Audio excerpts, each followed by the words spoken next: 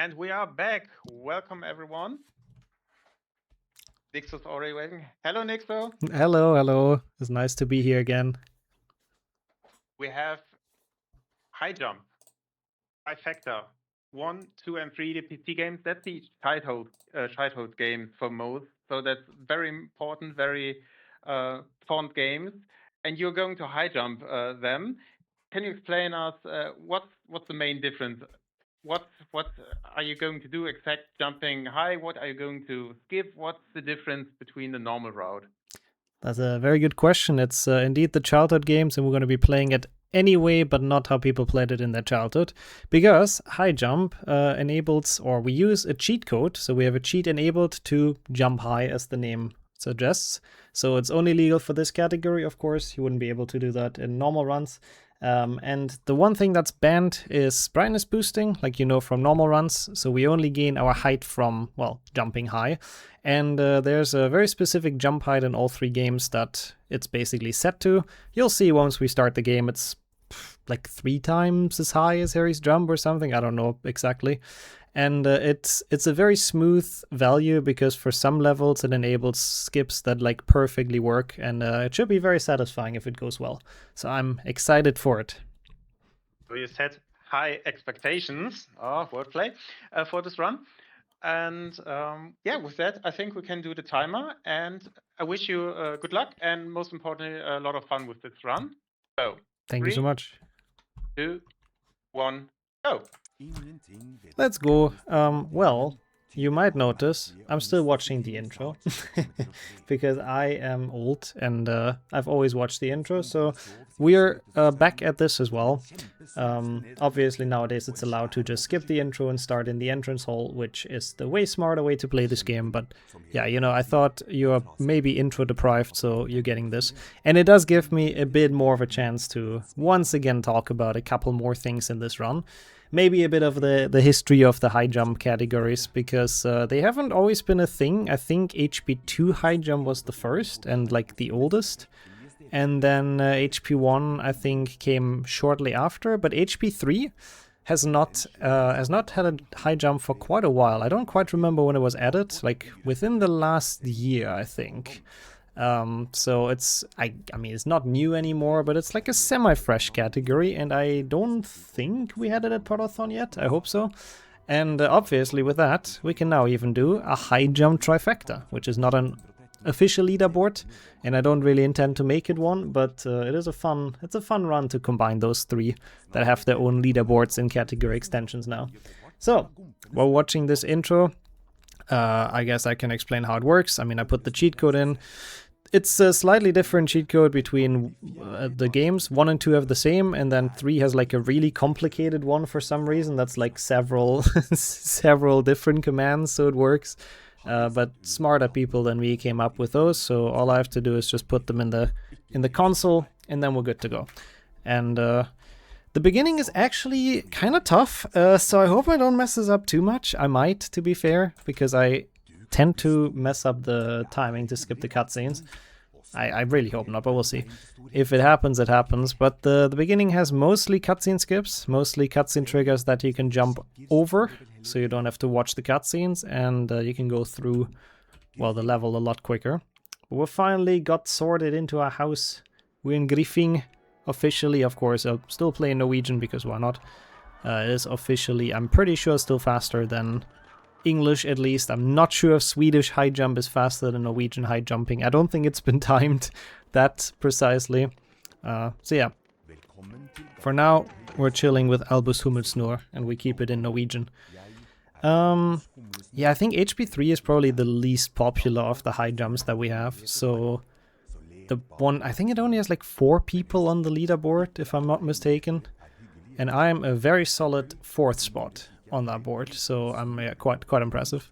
The other ones, HP1 high jump had a tournament like a year or 2 years ago, I believe, which means it's actually a relatively competitive leaderboard because a lot of people have done a lot of runs. But yeah, oh, and it instantly does not work anymore. That's interesting. Hopefully I get the debug mode on quickly. I set it up before the run and I was jumping around with it, but I guess the game decided that it's not really necessary for this run. Well, oh my god, I hate activating the debug mode under pressure. Oh, there we go. Come on, Harry. Aha. Well, now we're talking. That's more the high jumping I wanted to see. I'm not entirely sure why it deactivated itself, but oh well. So yeah, there is already a first cutscene skip over Ron, and then here, this one is more important. Oh my god, I keep on failing that. You can technically land to the left there and skip this cutscene, so you don't have to talk to Fred and George, and you can go straight to the end. Ron is also not going to be here because we skipped this first cutscene, but he's going to spawn in very soon. Also, wow, interesting. 25-second time advantage Swedish over Norwegian and high jump as well. That's actually kind of a lot. That is more than I expected. I thought it would be like relatively even. But yeah, anyways, you do see the concept already now that the game is actually agreeing with my high jumping. The jumps are pretty smooth. Like, they're almost always like perfect height to get onto some higher platforms. And they will be used for a lot of shortcuts. Here, obviously, we do need the beans, so I'm not gonna like skip those and do some crazy shortcuts here quite yet, because Fred and George will keep us hostage if we don't give them beans. This one is like not getting any of the cuts and skips. I kind of saw that coming. I even practiced the intro before, but like I miss all the timings. Well, that's okay. It's fine. I think the more impressive skips are the easy ones anyways, that like just skip parts of the game. But yeah, here essentially I will take a little bit of shortcut, I think. I'm gonna make sure to have enough beans though. I'm not sure what the optimal route is, I'm gonna be honest. But we are needing to make sure that we end up on 25. There's a couple more beans here. I cannot believe I ran into that as well. Well, I'll give you some time to shout out the donation in that case, if we had, or since we had one. You re-chat, that's really convenient for me. Yes, we have another $20 from Anonymous. Unfortunately, no further comment, but our totally raised sum has risen to $570. And I want everyone to mind that we still have two incentives open. One is for HP4 PC, which is the last run of the day, where you can ask a question for the podcast for a donation of $5. And there's still one character to name for the Harry Potter, Hogwarts Legacy run, we will see. So that is available for $25. Thank you very much, Anonymous, for the $20. Yeah, very generous indeed, and the total is getting up there, which is very nice to see. So yeah, thank you for the donations, keep them coming. I swear I'll start playing well as well, so you know, it's actually donations for runs that are not horrendous. So this tutorial, everything went wrong that could go wrong, so we got it out of our system. So now we're just chilling with the rest of the run. But yeah, look at this jump, for example. Isn't that just satisfying? And that's the cool thing about high jump. Like, I personally enjoy categories that make you play the game again, but like sort of in a different way. In a way that, you know, enables new strats and different ways to play through the levels. And, you know, it's a bit like, it feels a little bit less like a serious speedrun, so it's like a little bit less pressure. It's always a good feeling. And we have a lot of that to come, of course. I don't really know what like a good HP1 high jump is. I forgot what like world record is, but it's pretty insane. Like, people optimized it a lot, so it's like really low. And well, I'm happy if I get anything lower than like a 115 or something. I'll probably be happy with, but we'll see what it's gonna be in the end. Of course, for now we have to do a lot of the standard HP1 stuff, learning spells, drawing stuff, going through the spell challenges. I can crank the game up a bit as well. Thank you for letting me know. I shall do that at once. Thank you for the good luck as well, by the way. Is this any better? I hope so. So you guys actually hear the beautiful HP1 music, because this is, I think, a big part of the nostalgia a lot of people have for this game. I think it, like, usually what people agree on is that HP1 does like the ambience and the like game design, the level design, the colors. This game just does it the best. It may not have the best gameplay, but it's definitely a cozy childhood game. Even though I remember being absolutely tortured in Flipendo, I was not liking this level as a child, and I guess I still kinda don't like it either as an adult. But we'll see what we can do. With high jump, it is actually kind of fun. Because there's quite a few shortcuts, quite a few parts that should be pretty smoothly. Like here, for example, don't have to bother with the clip.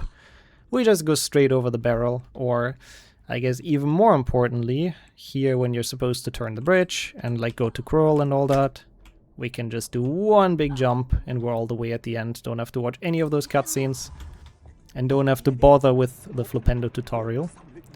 And that's the main idea of this. There's usually a lot of those nice and smooth segments that just, they just feel good. For me it's kind of the same since you fixed it. Wait, you can skip this as well, but I didn't, but that's fine. Let me try to fix the audio a bit more then. I've put it to 100. If it's still the same audio, then I don't know what's going on. I hope it's a bit more audible for people now. It seems pretty okay for me. I hear it pretty well. I might even turn down my speakers now. I don't want Nick's voice in my head. I don't want him to wish me adieu. Well, I can boost in a couple more sources. I'll just keep on boosting it until we all collectively get deaf from HP1 audio. Should be maybe better. Not sure. Put it up a bit more. But thank you. I mean, it's good to tell me. It's nice to have like actual proper audio in this game. Again, it's one of the best parts of this game, in my opinion. To have it like actually sound good and have the nostalgic childhood music it is. Ah, thank you so much then, that's awesome. And we'll keep it like this. And we are actually getting close to the bane of my existence as a child, the final part of this level. And also the bane of my existence in a lot of speedruns, but thankfully in high jump, I mean look at just how nicely this works. It's almost like those platforms are stopped in a way that's meant to be high jumped. It's just the perfect distance, the perfect gap. We're just landing straight on there. And now with good audio as well, so even better. And there we go, that's the entire platforming segment. If only it would have been that easy when we were kids, honestly. I would have loved that, but instead I probably died here like 50 times or something. And well, it wasn't the best Flipendo, but it was a Flipendo, so I guess we are at the end of that level as well. Just gotta flip over some gnomes and make sure to not actually jump over the final cutscene, which I believe you can do if you time it well, but of course we kinda don't want that. Otherwise we are never gonna get out of this challenge. And I do not want to be hostage with a couple of bean-hungry gnomes.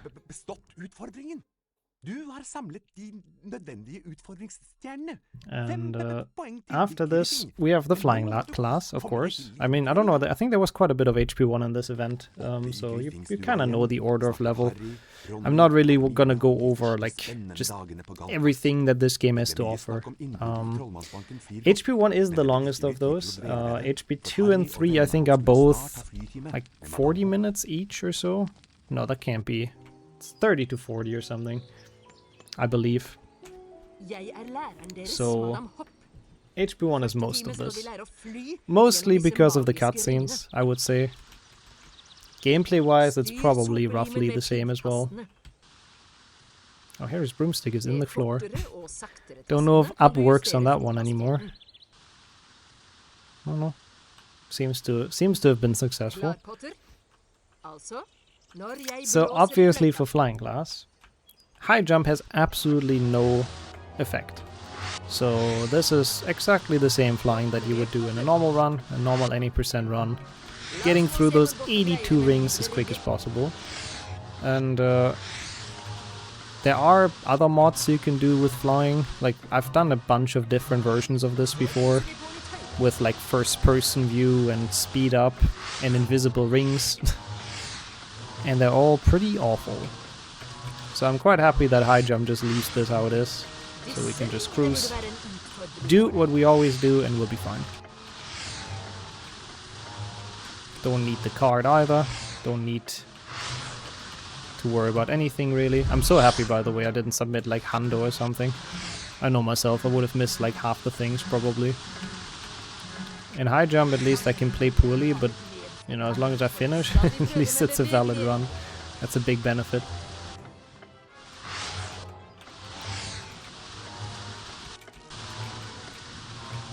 And this should be the sort of last turn here now. Then we come back once again and we're done with that. And it's always one of the few things I don't like too much about HP1 is that it has a relatively slow early game. Like it takes a while until stuff like actually happens. Yeah, that's my splits. My splits basically have a 115 HP1 high jump, which is, my PB I think is like a 1, it's faster for sure. But this is sort of my safety estimate, which hopefully I won't go over. Like that should definitely be obtainable. But we'll see, this beginning was not amazing. But I'm not too worried. We have loads of time to play actually okay in HP1 here. There's gonna be some interesting segments, so I'm looking forward to those. But again, the early game is always a little bit sluggish in HP1. As much as I love this game. But hey, at least we can draw a perfect Alohomora lock, and totally not just a circle.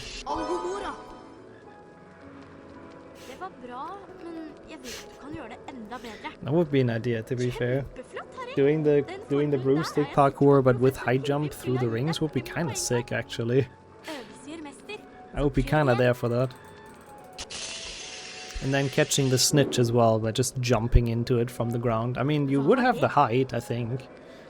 The thing is, like, it's surprisingly... I forgot what world record is in this, but it's surprisingly similar to an any percent run. Because even though you can high jump and you can shortcut because of that, you cannot brightness boost because that's the band trick. So it's not a big difference actually between the two runs, surprisingly. Because brightness boosting does kind of do a similar thing.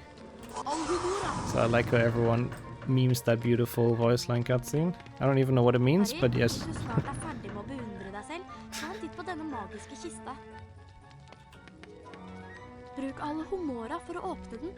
There is a skip coming up as well. I hope for once I'm not gonna fail it, but we'll find out. Because it's a Wingardium Leviosa skip. Usually, I mean, people do the multitask or the super jump here, but in high jump there is another way. I will be trying it for a couple of tries. You can go past the door here. That's not gonna work. What? Why is my menu gone? Huh? If I press escape, it just freezes the game and nothing happens, so I can't even reload. I'm not entirely sure how that happened. And I don't think I've ever had that, but...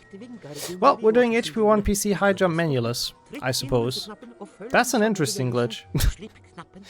That is very interesting. I genuinely do not understand why that happened. But okay. We don't even have a UI anymore. Is that F4 or something? No, F4 doesn't do anything. What did I do? I didn't do anything. I was just playing this game. Well, like we don't even have the percentage anymore. It's just I guess it's marathon. It's marathon luck. Marathon tech. It's, you know, I can't get world record in HP1 high jump because I'm just too bad. So we need to invent high jump menuless, I think. That is so weird though. Like, what happened? I don't understand. Well, I hope it actually gets fixed after we are done with this. Honestly, this is very confusing. The only thing I could imagine is that it might be because I played HP1 Restored earlier, also on Potterthon, which is like a full custom mod for HP1 PC. And I think I loaded into a save of that earlier. Is that potentially why it broke? It's not impossible. That's my best guess, at least. Well, anyways, we've made it to Wingardium, which again has some cool strats at least. You can, well, I could have block clipped this as well, but I think it's so much cooler to just jump up and open the gate like that. You don't have to worry about the gnomes that way. It's not like the craziest shortcut, but it's fun to do, because any advantage high jump gives us... well... Okay, if it would actually aim at the thing. Thank you, Harry. Any advantage we can get, we of course take. Even though in this case, I'm pretty sure that lost us time. Oh well. Harold did not feel like casting on that Flipendo switch today, and that's okay. This next segment is a bit treacherous though, by the way, because you would think that you can jump this all the way to the platform that's in the middle, but you cannot. So I died multiple times here, I think, initially discovering this run or trying to run this for the first time, because that is really rude. It looks like it's a decent distance, but it is kind of far.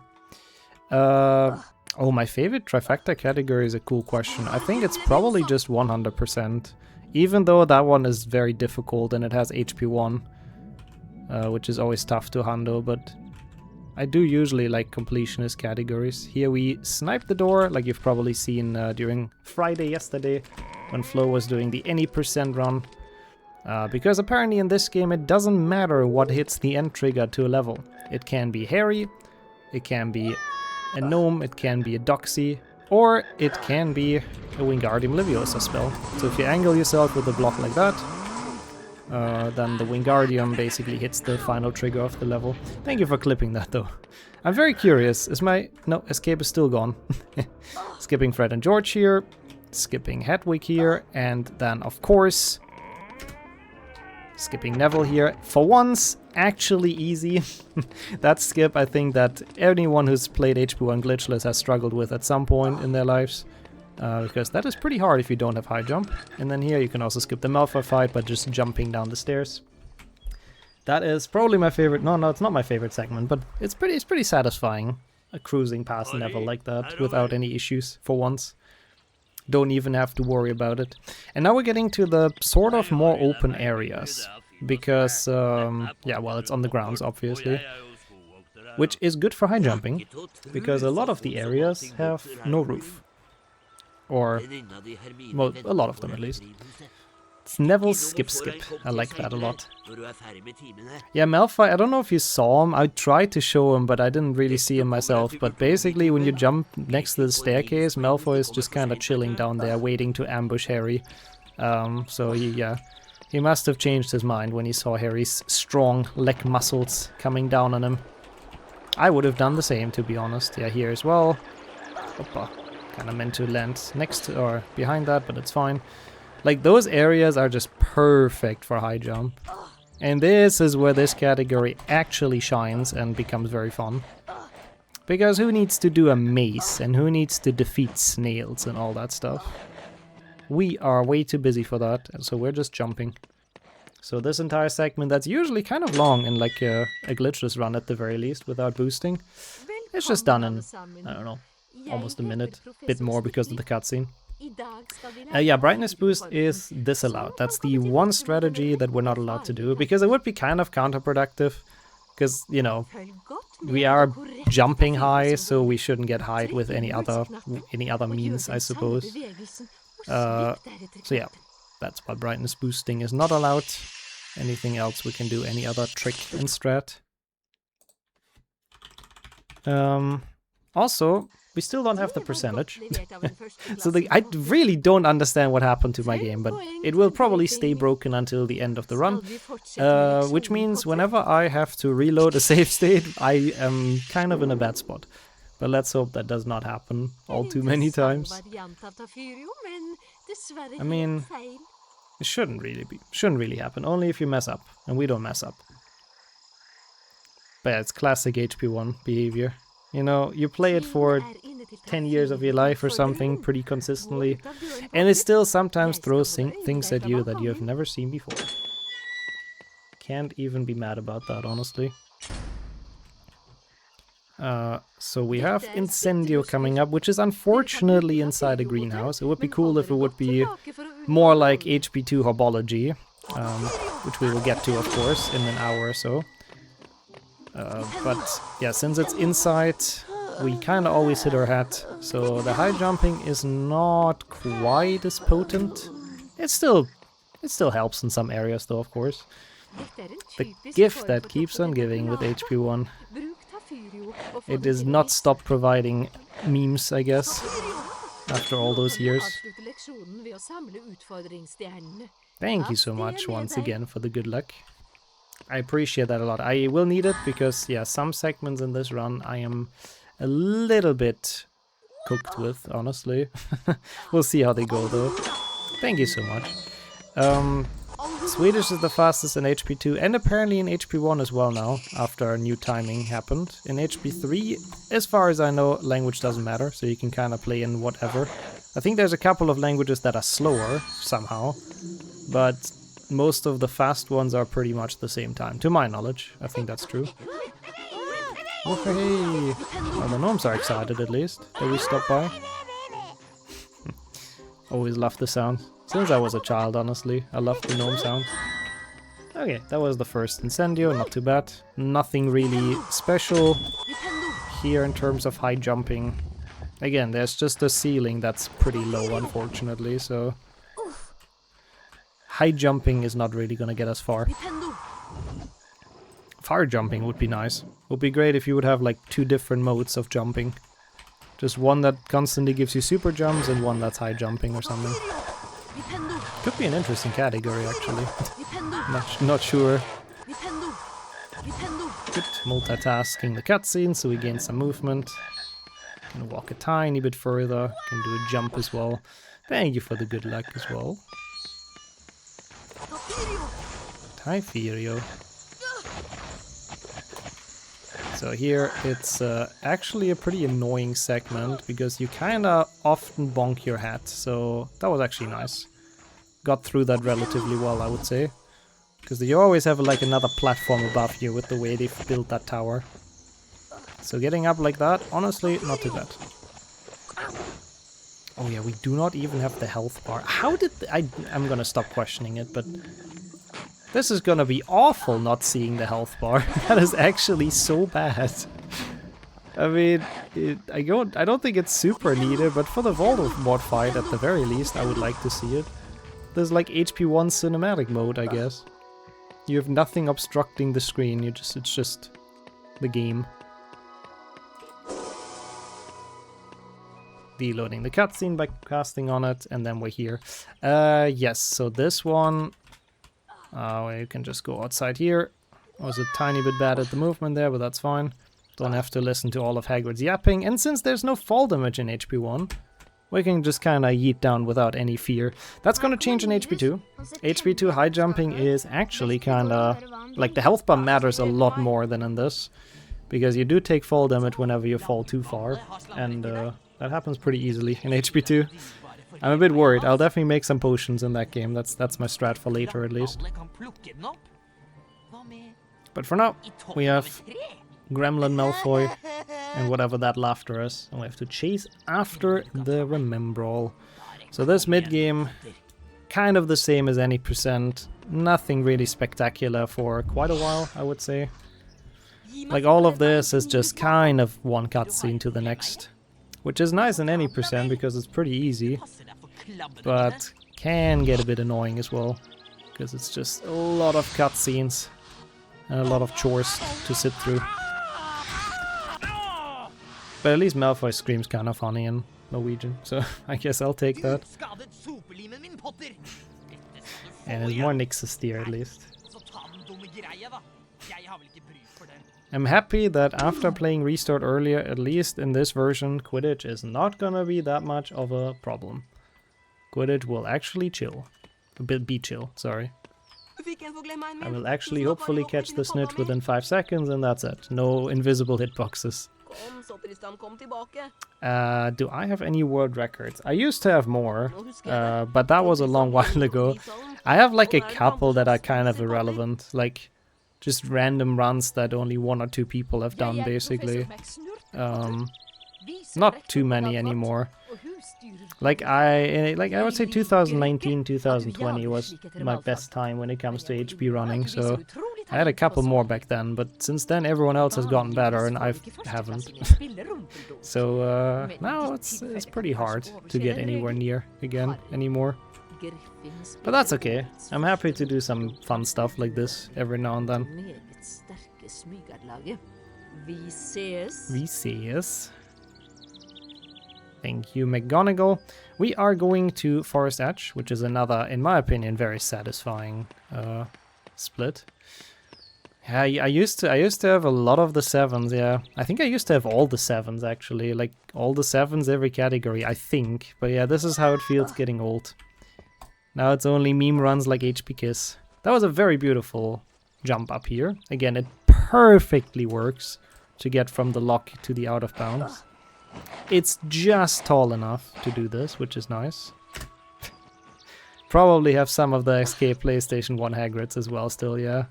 I'm sure some of them are still in there as well. I don't really know. I'm happy to do some more like meme-worthy stuff like this, you know.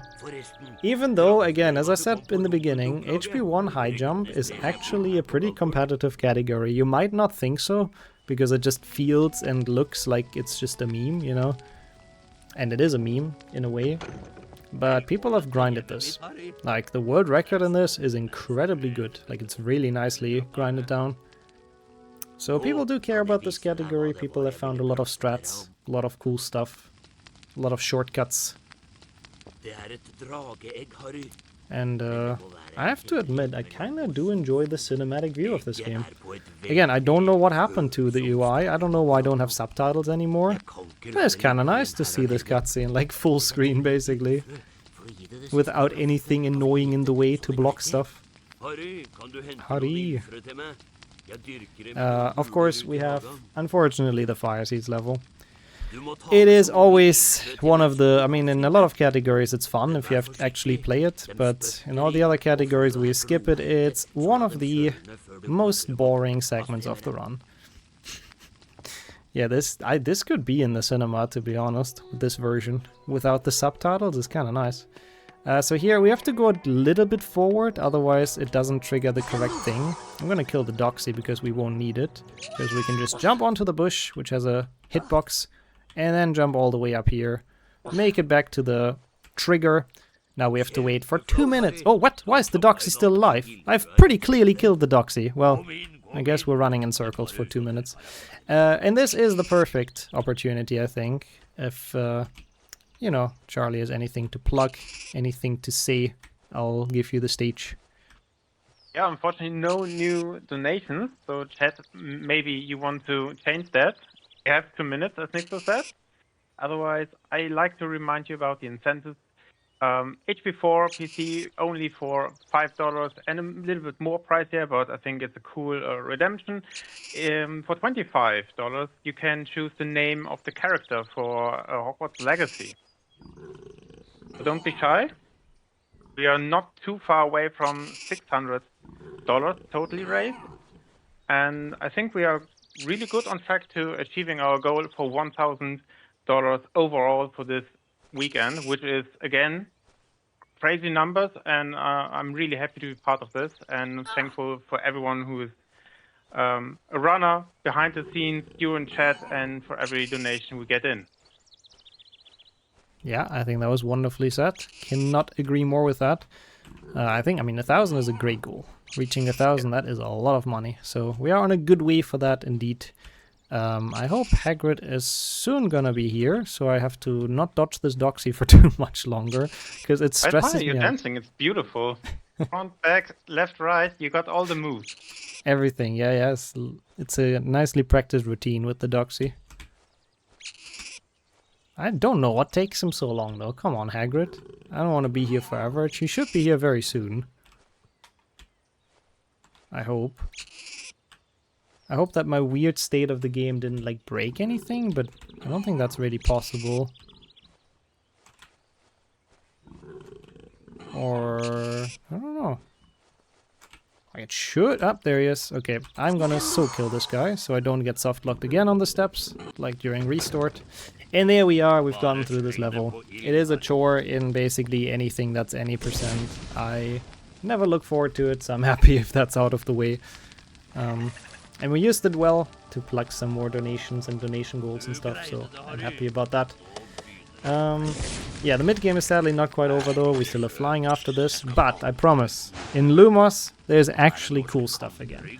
Both Lumos and the dungeons as well are pretty fun levels in high jump. Not easy, but definitely fun. So... Speaking of donations, yeah, our praise have been heard by Sheriff. $6 and $1 for every minute Nixxo has spent running from this Doxy, this Potterthon. That's pretty accurate. Yeah, it's been a lot of minutes, unfortunately. Well, I guess fortunately, for charity is good. Thank you very much, Sheriff, and raising it to $576 overall. Thank you very, very much. That is really awesome, honestly. Thank you so much indeed. Thankfully, for me, it's the last shift running away from the Doxy. I'm not sure, is there more HP1 PC in this marathon? I don't know if you know. Let me quickly check. We have PlayStation 1. Uh-huh. And on Sunday, 2 o'clock our time, going to be TK with an all test run in 821. That is actually awesome. All chests, I'm a big fan of that category. I think TK will do a very, very nice run of that. Sadly, well, not sadly, but won't get chased by the Doxy. But still, that's gonna be very, very good. Definitely one to watch. But for now, we are continuing our high jump journey through, well, Quidditch, where we don't actually high jump. So that's fun. But at least, again, the Snitch is normal speed. It's gonna be not that hard to catch. So as long as we sit through the cutscenes, we will be fine. We'll enjoy our Rumpeldunk, and that's all that matters. Oh, okay. Almost missed that catch, but we're fine. Oh, the health bar is back, actually, I just realized. I still can't go to the main menu, though. I guess the Quidditch health bar is built different. It is not to be defeated. But, yeah, the Doxy... Even with the normal UI, you don't have a health bar there usually, because you're in a cutscene, sort of. So those 2 minutes, if you get chased by the Doxy, you always get chased by the Doxy without health, and it's always terrifying. So, that's why I usually like to defeat it before triggering that cutscene trigger. But the Doxy didn't care. It was still there. Okay, well, now we're finally done with all of this annoying stuff, all of those cutscenes and all those things. And we're ready to actually enjoy the game a bit. And to have some more fun level. I mean, the way to Lumos... I mean, as skips, I guess. Nothing surprising, I don't think, but they're still cool. Yeah, and the health bar is back to hide and seek mode. What can we do? It's fine. We won't need it for a good bit. Like in HP1, it's actually a fun fact. I don't know if most people might, some people might not know, but basically you get put to 50% of your health a lot of times in this game. Like every, oh nice cutscene skip, every save book and every loading screen, the game puts you to 50% of your health. If you have been below that, obviously. Like if you have a full health bar, it's not gonna take health away, but let's say you're close to dying, every save book puts you to 50%. And so does every load. Unlike in HP2, where, you know, if you're low health, then you're low health, you know. Tough luck, drink a potion or eat a frog. So, yeah, Nixxo health is a lot less prevalent in this game. It's a lot easier to keep your health up because of that mechanic. Yep, this is the 2 skips here, skipping both of the cutscenes. Basically what any percent does, just with high jumping. Nothing too special or surprising. Triggering or hitting the trigger to enter the challenge. Don't have to do Lumos spell learning. Which overall is pretty nice, of course. Saves us some time that we can spend watching the Doxy instead, I guess. But now we actually have Lumos. And when I said in the beginning that high jumping has a very specific height, or like, you know, we put Harry's jump height very specifically, Lumos is a great example to what I mean with that. Because you will see, we can go here, and it just works so well. Like, this is just the perfect jump, high jump height. Like, look at it. It's just, he just perfectly makes it. I don't think that's how the height was determined, to be honest. But it's just so nice. It's just so smooth. But unfortunately, this level gets very short, and we're already at the part that I don't like, because this is a bit more difficult. There is a shortcut here. Oh. Okay. That's a nice first try. I'll take that. Where you just basically get into a wall walk and then, yeah, get up like that. Oh, this was not correct though. That's fine. There's another trick here. Thankfully, we get a save book in between, where we need to get across, obviously, and we can't really use the Lumos because we skipped that part. So instead, you can jump into a wall walk, which I did not get again. That's fine. We'll get it eventually. That is usually not the hard part of this trick, I have to admit. The hard part went well. But there is a wall walk here. Opa, that was just absolutely horrible because we bonked into the ceiling. There's a wall walk on that wall that Harry can get into to get like to the other window and then all the way across. Ah, there it is. That's all I wanted. Thank you very much, Harry. And that way we can traverse the entire chasm, get past the trigger here for the final cutscene. Probably could have done that a bit more elegant, but that's alright. And that's our end of Lumos. All things considered, that ending is a bit tough. I'm actually quite happy with it. That went pretty okay. Took me a bit to get the wall walk, but not the worst thing in the world. And the dungeons is another level that I think is pretty cool in high jump. It's another relatively difficult one. And those are definitely more fun than just watching cutscenes, so I'm happy. I'm happy those are coming up now. Because this level has a good couple of platforms that are in the void, but for some reason have a beam above your head, if that makes sense. So it's, you know, if you don't jump off them, you die, but if you jump off them, you hit your head and die as well. So there's kind of no winning when it comes to those. But first, more cutscenes.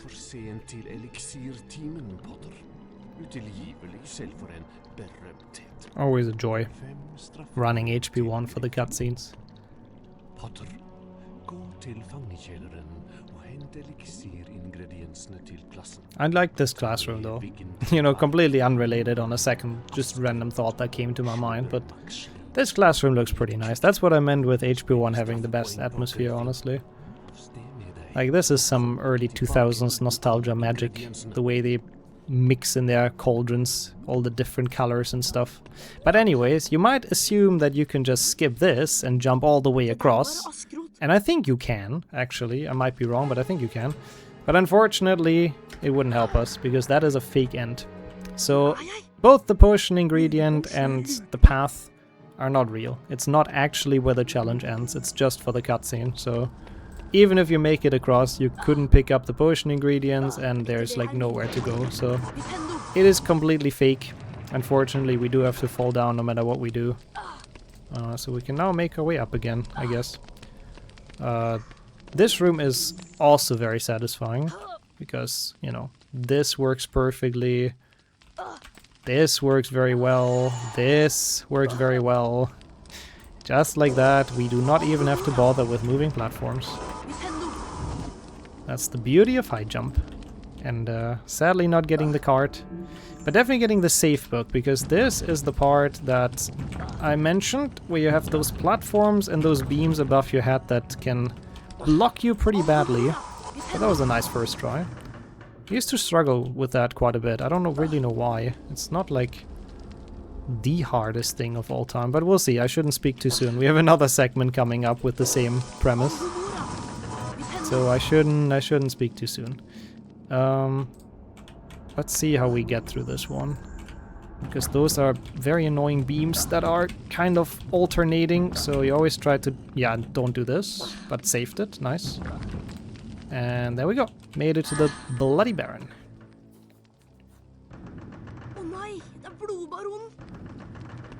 Or the Blue Baron, I guess. Which is very irrelevant, except if you're an 11-year-old child. Then he's very scary. I was very happy with that save, though, I have to say. That was pretty nice.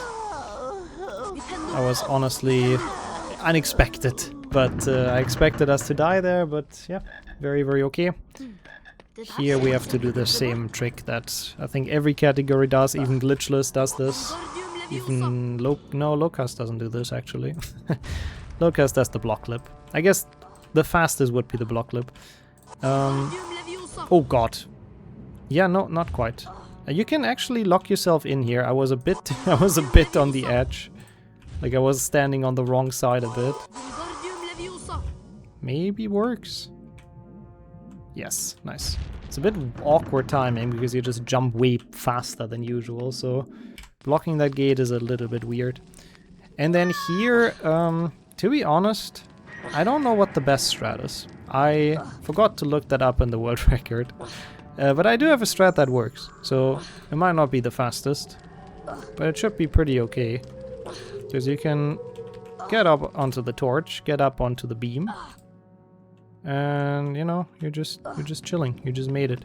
And I think that's kind of the easiest.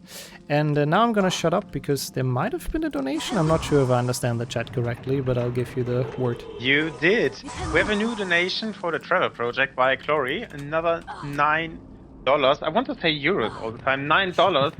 So the total sum is now $585, $15 away from the mark of 600. Thank you very much, Chloe. That's already a second donation. You're very generous. Thank you very much. And off back to you, Nixxo. Yeah, we'll just pretend nothing happened here. Good thing I got the safe book.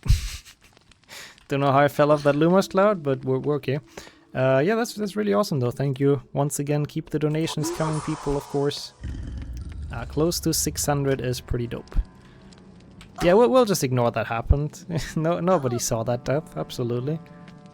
I have to say, that is the one issue I have with the Lumos clouds in this game. I think they're very cool and they look amazing, and they're so much nicer than the HP2 Lumos clouds. But my god, it's hard to tell where they start and end. Like, the hitbox is so hard to guess, because it's like all wobbly and whatever. Oh yeah, the death brought the health bar. Oh, no, never mind. The death brought the health bar back, but I tried to press escape because I thought maybe the menu is back as well. And it's not. I'm very sorry, I killed the health bar again. I really don't understand why it's gone though, it just really doesn't make any sense. But it's okay. I'm probably gonna die somewhere again. It was fun to have it for 2 seconds. I need to really look into how that happened. In all like 8 years of speedrunning this game, I don't think I've ever seen that in my life. That the menu just doesn't work anymore. And I haven't done anything, that's the worst part. To my knowledge, at least. Oh yeah, we have the troll segment coming up as well. Very, very soon. Which is actually interesting in high jump, because you have to jump very early. Like, you really need to learn the pattern of the floor. Because otherwise, because you jump so high, you clear the one hole that you try to jump across. Thank you, Ron, that was nice. And then you land in the next one, so... High jump basically actively sabotages you during this. But we should be okay. We just keep an eye out and we should be fine. And yeah, well, I guess we're slowly but surely actually approaching the HP1 PC late game already. So that's kind of awesome. It's, I think, still on a pace to beat the 115 that I put myself as a very tentative estimate. So I'm happy about that. Considering that I actually do think this run is kind of not super easy. I think that's alright. But we have to first of all finish it. And yeah, that's basically what I meant. You have to jump very early, like over gaps. Especially in, I believe it should be the next room. Yeah, here. Like, I'll jump now, so I land here, and so I don't fall into the second gap, basically. With like one big jump. So yeah, you gotta play it a little bit more, looking into the future a bit, thinking about the next pit. The first time doing this, it was a bit of a nightmare for me, I have to say. I mean, the first time doing this segment in general was terrifying. When I played this as a child, I don't even know how long I got stuck on this. This was so difficult. I don't even know why, but getting all of those jumps in a row? Nah, I just couldn't. Took me a lot of days, I think, to finally pass the troll. So, I guess compared to that, the high jump struggle wasn't that bad. Yeah, so the troll fight, I mean, I'm just gonna do it normally. I'm pretty sure you can technically jump out of the box that has the fight. It's just not faster. Like, that's what Lowcast does, as far as I remember. Like, you boost off the damage from the troll's thing, and then you just hide to the left here, like here, you know? To the, I don't want to go there, I don't want to softlock, but yeah, so you can hide, so you never have to do any spells, and eventually Ron is still gonna get the club on the troll's head. It's a bit slower because he might get hit a couple of times, but it's worth it ultimately. But of course, since we are allowed to do spells, I'm just gonna take the boring route of any percent, smashing those things in his hand. Sadly, in my opinion, kind of a boring boss fight. They could have done this a bit more fun. But I guess it's the same on PlayStation 1, which you didn't get to see the last run because it was any percent.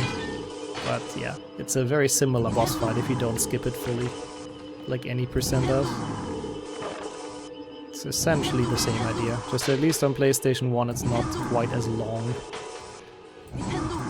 Should be almost done. The club looks close to his head, so we can chill again. Look at how long this is, my god, there you go. I'm not even sure if you can make it out of that box. I thought you could, but there's pretty high invisible walls, so you don't move somewhere else during that fight.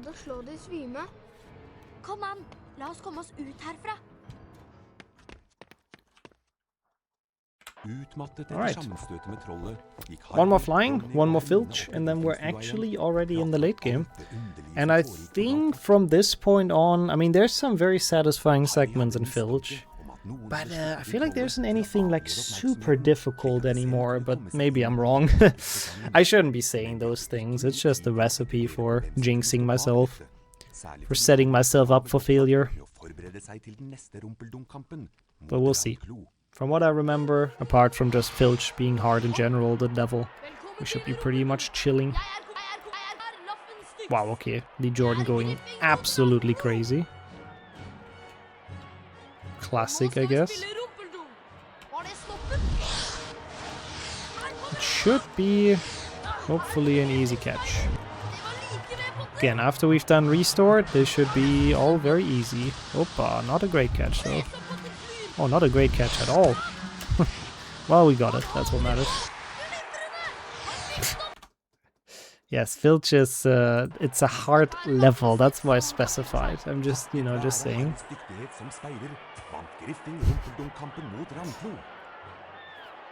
And that is the last Quidditch in this game for real.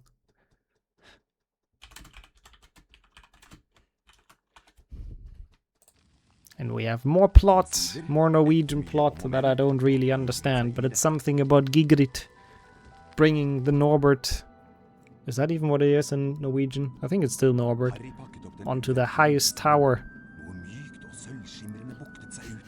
I have to say I do like how that's at least a plot point in this game. I feel like Norbert and that entire story is kind of irrelevant in most other games. Like in PlayStation 1 you help him hatch, but I think that's really it. You don't really get rid of him. In GBC, I guess, you get rid of him as well. It's the only other one I can think of that actually like has it as a plot point to bring him to the tallest tower. Oh yeah, also because we play with the pre-patch, Harry is like actually invisible in that cutscene, which is kind of cool. Hermione actually not knowing who to talk to is kind of nice.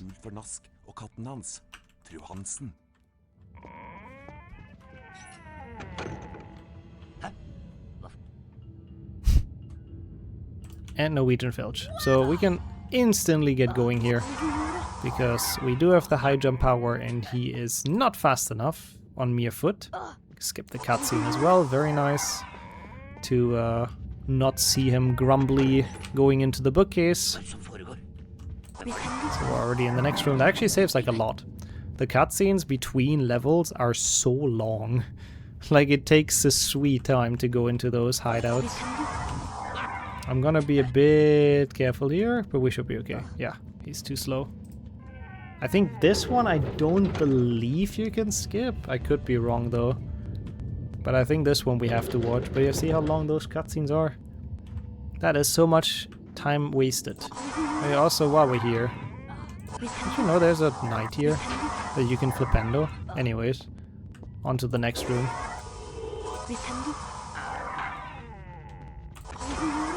You can't even go up there in the normal game, so I'm not entirely sure why they put that there.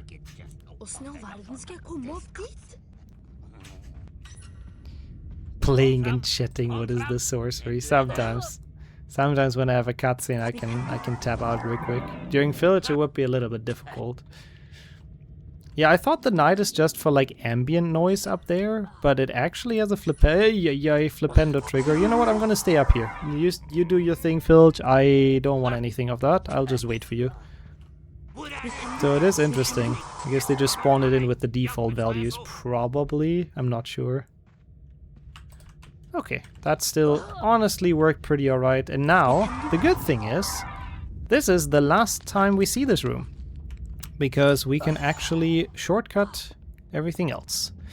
Almost got indringert. That was a little bit too close for comfort, but at least from now on we are free. Harry's a free elf. Speaking is hard. So that's the satisfying segment I meant. It is kinda nice. Like you don't need any of the Lumoses, you don't have to watch any of those cutscenes. You're just like absolutely zooming up there. And then absolutely zooming up here. So that was actually a relatively speedy Filch 1, I would say. I am not unhappy about that. If only Filch 2 would go the same way, but I guess we'll see. It's there's a couple of like mini heart attacks in this run so far. I have to admit that I have gotten quite lucky in some segments. I will not deny. But you know, that's part of speedrunning as well, I suppose. Here we should be able to just jump over him, yup. He is very upset about that, but that's fine. Don't forget to Incendio Mrs. Norris, it's important. Since we can, we might as well. And then all the other level, theoretically shouldn't be that hard. Like I'll try to play them safe and not really get even like near Filch. But the whole point of those levels is usually to get on top of the bookshelves, which, well, we can do pretty easily with high jump, so this is relatively a chill level. Oh, I think you can do that without a ledge grab, but it's fine. One click and we are literally home free. Don't have to worry with any luring him or being chased by him, just chilling. He can Uvid common all he wants. He's not gonna catch a high jumping Harry today. I will still take some safe books though. I am confident, but you know, this doesn't hurt. It doesn't hurt to have some extra confidence here as well. I'm not even gonna get near him. I'm just gonna take the shortcut over here. And up here. Well, whatever. Or this, I guess. Both works. Just to the end of the level, we don't have to bother with anything else. Well, not the end of the level per se, but the end of the area. And we have Harry discovering the Mirror of Erised. For the first time, one of his 12 voice lines. Wow. Wow. Peak voice acting. And since this is a pretty long cutscene, if you have anything else to say, I'll happily have you. No new donations at the moment, but I remember that you said that before, one of the 12 voice lines. I thought it was a made-up number, but you repeated it. Is it actually 12 voice lines Harry has in this whole game? I'm not fully sure if it's 12. It's like something like that. It might be 14 or it might be like 11. I couldn't bet on that number, but it's really not a lot. Like it's less than 20 for sure. He barely speaks. I mean, if you don't count spells, obviously. He gets flipendo a lot, but yeah. Like he barely speaks, and if he does, it's usually like a one-liner. So, yeah. That would be a good question for the podcast. For the HP4 insane percent, we can award with $5. Have a question for the podcast. How many voice lines does Harry have? And I can figure that out. That's actually cool, yeah. They can actually do the research for us. They can painstakingly check the run. That's double good. One, it's for science, and one, for another reason, it's for good cause. So go ahead, chat. Yeah, I agree. We need to know. We need to know the full number. I do believe it's something like this, though, but it's good to have it scientifically proven, of course. As I said, by the way, I will take the safe book, because I hate that last room, and even though I shouldn't get caught, if you do get caught, it sends you all the way back to the start of Filch 2, which is roughly like a 6-minute time loss or something, so I'd rather not want to risk it. The safe book does not really lose that much to be picked up quickly. And yeah, after this at least we finally get rid of Filch. I said it during the restored run, but I really do not enjoy this segment. Filch is adding Mrs. Norris. We just got a new donation in by Jumpton. Hope I pronounced it somewhat correctly. For Doctors Without Borders, another $10, and we just $5 away with $595 from the goal of 600. So that we're getting close to that. Thank you very much for another donation. No comments. We had a few donations with no comments. Please, if you want to say something, it's not clearly visible, but there is a field where you can drop down and add a comment if you have a nice message to share. Again, thank you very much, everyone, for donating in the first place. We are getting closer and closer to our goal, so this is really awesome. Thank you very much. Yeah, very close to 600. Alternatively, by the way, people can also drop their comments in chat, of course. If you miss the little box to put it in, always happy as well to read them in there, of course. But yeah, that's really awesome. Really getting a lot of donations in, so thank you everyone for being generous. I'm not going to do any shenanigans here. Same as in the run earlier, we just wait this out, honestly. I think that's the easiest. And don't risk anything. That is usually my policy for most marathon runs, because there's kind of no point just going all the way back for no reason. And Filch, I mean, he's going back for no reason, I guess, trying to chase Gnaf, how he's called in this beautiful dub, but it's obviously Peeves. And for us, that means the door to freedom is wide open, and we just have to listen to one final annoying cutscene, and then we are done, and we're ready for the final trials. I'm very locked in, I let you know, chat. I'm very locked in on this run. It's very difficult to watch cutscenes. I need all my focus right now, but I'm trying. Okay, cool. So far, so good. This one, by the way, it looks like you should be able to shortcut with high jump, but for some reason that is like a wall. So you can't really use that as a shortcut. At least as far as I know. I don't think I'm wrong, but yeah.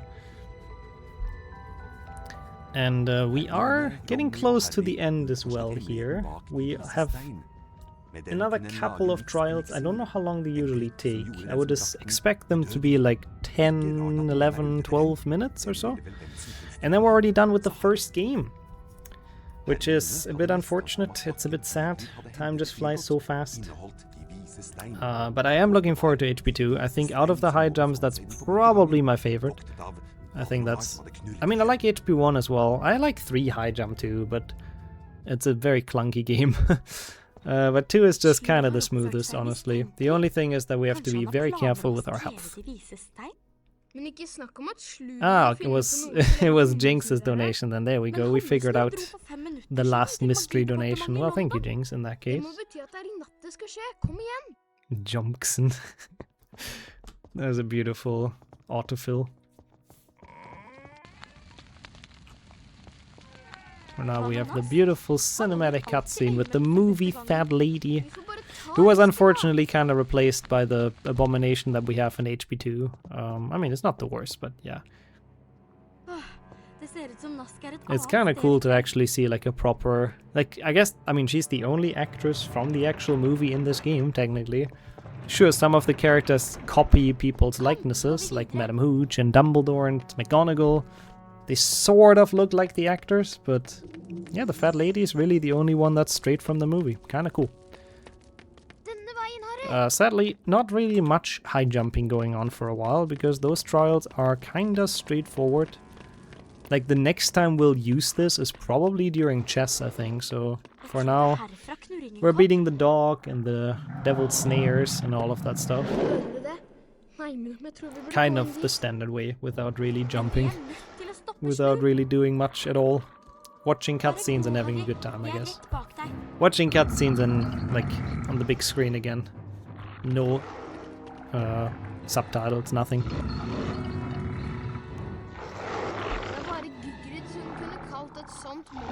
There he is. I explained it earlier during restore. Oh my god, no. Oh, this is so bad. Oh no!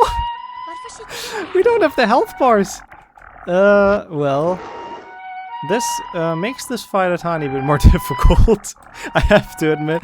I think that's the fastest.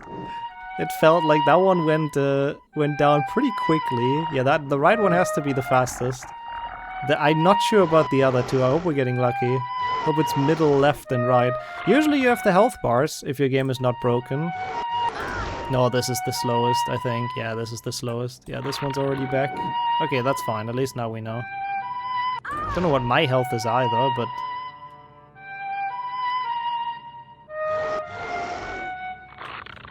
That really is some extra challenge, though. I don't know how low we are. That is horrible, and it's gonna be a problem in Voldemort as well, I guess, because his health bar is gonna be gone. That is really stupid. But, well, I guess we got past it. Slight time loss, but it's manageable, I suppose. What a weird glitch, honestly. It was a bit of a guess percent. To be fair, it kinda shows that this boss fight would have been possible even without the health bars. But I guess for like a first time play, it would have been kinda hard to figure out what you have to do. It wouldn't have been like that obviously apparent what the idea is basically. So maybe it is for the best they've done it the way they've done it.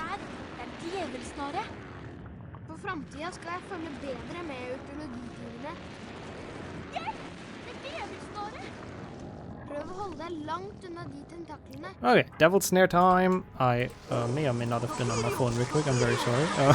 I thought this cutscene was a bit longer. But we defeat the Devil Snare, same as any percent, absolutely standard. This segment does not really have much to it, but chess is gonna be cool, I guess. And the final potion skip and Voldemort, they have some cool parts. Again, I would like to see what health we're having, but I guess it's safe to assume that we're probably roughly on like half our health bar until the end of the run, I suppose. So oh, do you even see the snitch progress? Or the golden thing? We'll see, I guess. I hope that UI is not gone. Thank you, Hermione. Oh no, thank god. That UI is still there. That's good. And now the health bar is back as well. I really don't understand. I guess really the flying UI is a different one. That one has not been bamboozled and scrambled around. Oh my god, that's the second time this happens today. What is going on with the key? Why is it baiting me so much? Into thinking that it, like, you know, I would catch it, but then we don't. There you go. Thank you, Harry. Wasn't that hard, ultimately.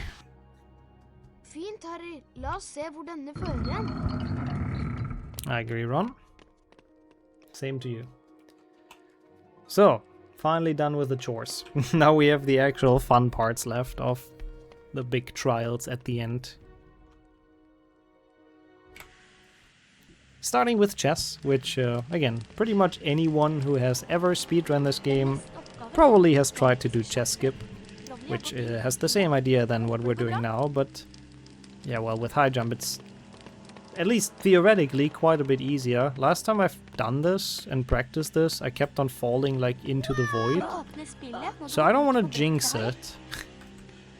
But it shouldn't be. Theoretically, it should be very easy with high jump. Okay. See, that's all you have to do. We're just playing it calm and collected. I took that very, very safe because I did not want to trigger the cutscene or whatever. Just to make sure we make it onto the board. But yeah, if you go a little bit over those invisible collisions, you don't play the cutscene of Ron explaining this entire thing and Hermione and yapping and whatnot. So it's a pretty decent time save. And so much easier to do than in any percent or glitchless. Or any other category, really. That's not high jump. It's actually kind of cool. The chess segment is literally the same in, I believe, every single run. Yeah, it is. Apart from high jump, this is like the only run that does chess differently, so I guess that's cool. Every other of the 8 categories, I guess, all the other 8 categories that exist on the main board in category extensions, they all do the same trick here. Okay, well, last level, or last segment. Be a bit careful here to not die. It doesn't really matter if you're very fast, because Hermione takes a while to open the door anyways. And then here, as long as you don't touch the floor, the minigame actually doesn't activate, so you just can go straight through, don't have to worry about any potions and any fire and whatnot. Those jump and runs, which are actually kind of tough and were pretty difficult for me as a child, are obviously completely free if you can high jump. So is this segment, so I'm not even gonna push any of those boxes. Yeah, we're done with HP 1 very soon, Piccolo. So I think so too, I have to say. Sorry about that. What a race though. Coral is an interesting split though, because we don't have brightness boosting, so I don't think I can like, you know, I can't boost up there, but you know, we can do this. And it works perfectly. He gets very upset about that. He set all of this box shenanigans up just for Harry to do one jump and to land all the way up there. I'm gonna get all the chocolate frogs because I have no clue what my health is like, but now it's definitely full health. And then here, oh no, I'm gonna restart my game. This is too much time save. I think it's worth it. I think it's worth it. I cannot do it over the menu. It would have been great. I hope maybe now stuff also returns. I wanted to avoid this, but this trick is like definitely worth it. I hope it's saved. Imagine it didn't. Who knows? With how broken everything was. It should be safe though. It better be. Yeah, that looks good. Oh, but we don't have the high jump anymore. Oh, that's so annoying. Because I had to reload the game instead of just, you know, restarting from the safe book. Ah. And deactivating the debug mode in this game is absolutely horrible. Come on, Harry. Because you have to type it out on your keyboard. Harry, debug mode on. And it just doesn't want to work half the time. And I hate it. Come on. Please, just activate the debug mode. Nixxo, out of curiosity, do we have a custom category where you have to activate the debug mode like 10 times in a row and we time that? You know what? That is not a bad idea. I think that would work quite well. Oh my god, I failed it again. It's so difficult though, I don't know why. Like the cheat code the devs used as well to just type it out on the keyboard, but like half the time it just doesn't work. Like you have to put it in the perfect speed and the perfect like rhythm. Where is the trigger? Oh. Well, that was pretty bad, unfortunately, but again, I don't really know why the game broke earlier and the menu broke. So this is kind of weird time loss that shouldn't have really happened, but it's like fine. I don't mind too much. We should still be the 115, which again was my estimate. As long as I'm below that, I'm actually happy for now. Just gonna hit this. But yeah, I would definitely be last on the debug mode % leaderboard if that should ever be created, honestly. Why is he walking so far? Oh god.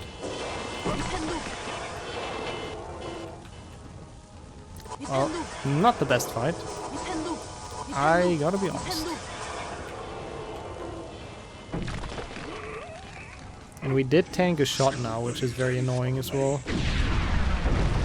So I can tank like one less, essentially.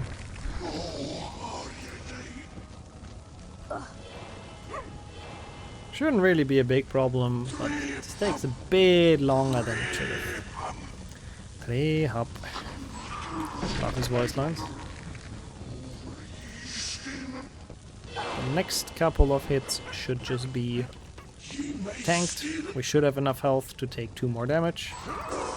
Even though it's always scary, but if you go into it with full health, then you can tank 3 shots. Wait, 3 shots? Yes, 3 shots without dying. So this would be our third. You survive with the tiniest sliver of health.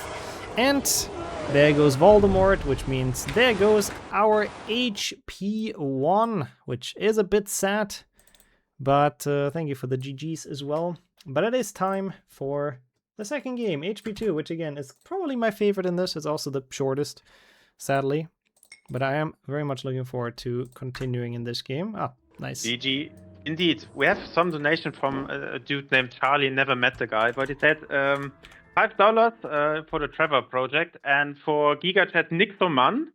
Never met the dude as well. Playing HP1 without any HUD. Amazing. Well, thank you. Well, I'm happy. I'm happy it was fun. It was totally intended. And yeah, thank you for the donation, everyone. Keep it coming, of course. Well, we are on HP 2. That was a bit of bad timing, but I have to get used to the run again here. But it already starts pretty nicely with Willow. Like, literally, you don't have to play any of it. You just go straight to the end. And there's gonna be a lot of level like that. My estimate in my splits, it took 42 minutes and 43 seconds, which I think is pretty bad. So yeah, let's just say like 40 minutes of an estimate, I think. If stuff doesn't go super well and all of that, I think 40 minutes is pretty reasonable. So we'll see, but something like that I would assume. The good thing about this game, you might have seen it in the beginning while the donation was being read out. Debug mode, I have bound to a button, so if anything should break, I can reactivate it in like 2 seconds. And it doesn't take 5 minutes to get the debug mode to work, like in HP1. So that's already quite reassuring. Yeah, for now, obviously early game, you're just following, run around a bit, there's like some spell challenges and stuff. What's it called? Spell learning. So it's not the most interesting part, but a lot of the level are pretty cool. I could have also bounded to a key in HP1, yes, but I have never done that. I don't really know why. I would benefit from that, I think. The debug mode. Hello, Nick. I think you can skip this, but it's not really that important. It's just a small cutscene. This, on the other hand, is a nice little shortcut. Good thing they put this torch here, so we can just make it up to the next floor. Don't have to take the staircase all the way around. And now we are back to, well, spell learning. And yeah, I mean, it's not my job, but we have hit $600, which is pretty awesome with Charlie's last donation, whoever that may be, of course. So that's really cool. Could be anyone. Yeah. But yeah, as I said, we hit $600 out of our goal of to reach 1,000. So quick math, 6 out of 10 parts we covered. Bit more over half time, so we are on a good track to reach our goal of $1,000 overall. And yeah, as I said, guys, keep it coming. Step by step, every donation helps. And thank you everyone again who's helping. And of course, we're glad for everyone who's just here and watching and having a good time. Yeah, I very much agree with that. I also think that the goal is actually a pretty good pace. Usually I feel like it's also towards the end of a marathon that a lot of people, you know, finish it off with a donation and stuff. So I think the 1,000 will definitely be broken. That's my prediction. I'll be that bold. But yeah, until then, we have more spell learning to do. Fun. So this, unfortunately, you cannot skip in HP2, not even with high jumping, not even in any percent. This is absolutely, we're stuck with this, no matter what category it is. But we will be, oh, even a fake input, really? No, that was uncalled for game. I don't know if anyone talked about fake inputs on this marathon before, so I might as well be the one to do it, but you will sometimes see this happen in a speedrun, that, well, one of the inputs gets missed, and 90% of the time it's the game giving you a fake input, so you didn't even press anything and the game, like, registers an input and makes it poof. Sometimes it's also the runner messing up and then pretending it was a fake input, which is fair, but yeah, most of the time it's actually the game's fault. Wait, what do I... yeah, I do this here, of course. Yeah, I guess categories like Chungus, that's the only ones who don't play, that don't do the spell learning. Oh, you mean my time prediction, my average times? I should beat the 3-hour estimate, yeah. But sure, if we go over, I can do that. That sounds like a plan. It's so weird, by the way, to pause cast. In every category where, like, boosting is not allowed. It just feels so weird to do glitches. It just... my brain doesn't like it. Like, whenever we don't boost in HP2, it just feels like it's a glitchless run. So I automatically, like, you know, don't think about pause casting and all of that. Oh, that's what you mean with the prediction. I don't think I can pledge to that, because... who knows how big of a sum that's gonna be. But I do think we'll make it, for sure. I believe in the 1000. Oh yeah, this room is quite fun. Because... well, why would you push the crabs then, if you can do this? Just Superman jump up there and just be completely done with it. Ouch. So a lot of those, like, rooms in HP2 are skippable like that. Anything that is a little bit more open. Always depends on how they build it. Rooms that have a lot of gates and a lot of walls are usually not that good for high jump, but some of the more open level, like the Findo, Boomslang, Goyle, those are usually pretty nice for high jumping. Loads of strats and shortcuts. Yeah, I trust the community as well. I mean, even if not, like, 600 I think is already a great amount, so... I think it's already pretty awesome, no matter what happens in the last 1.5 days. But of course, more for charity, always better. What am I doing here? Sorry, I was busy yapping. You can just skip this. I don't have to put those scraps in. Just go over the gate. Is that simple? And then Rictus Sempra is actually kind of fun, because you can just sort of go up like this. If you don't get stuck on... okay, if you don't get stuck on weird collision, I'm just gonna go a bit further. That ledge did not like me for some reason. I don't really know what I've done to it, but it had none of that. Okay, and just like that, we're on top. Now we just have to find the trigger to get out of this level, and I'm gonna be honest, I always struggle with that. From, like, it's easy from the bottom if you boost, but while you're already on top... ah, there we go. It's sometimes hard to find the correct alcove that has the trigger to get us out. And you want to do that instead of getting the star, because now we did not get house points for this entire challenge. Which means we will be on 52, which is pretty low. And yeah, ultimately spend less time in the beam bonus room. And I have to go and replug my keyboard. Convenient timing for it to break though during the beam bonus room, I gotta say. That worked pretty alright. Brilliant timing. We take it. And maybe we can read off a couple new donations in a Absolutely. moment. No new donations here at the moment, but hopefully that will change for the next break. I hope so too. I mean, Quidditch would have been a prime spot for it, to be fair, because there's not really anything happening in Quidditch, but that's alright. This is just normal. This is just like any percent. Not a big deal. But we have some other fun levels coming up. It's just the beginning, all the tutorials. Tutorials are just never fun in speedruns. They're always so restrictive and they're so long and you learn so many things that you don't care about. Like spell learning and Quidditch. But once those are done, it's a way nicer fast-paced run. Especially, in my opinion, the level to look forward to is Slytherin. And I will not explain on that any further. But I believe Slytherin has the coolest strat in this run. At least in HP2. So yeah, make sure if you go for some snacks or something to be back for Slytherin at least. It's a cool level in high jump. But it'll be until a bit until then. I could shortcut here like you normally do, but it almost always results in fall damage. And even though we have kind of almost full health, I kinda don't want to risk being low.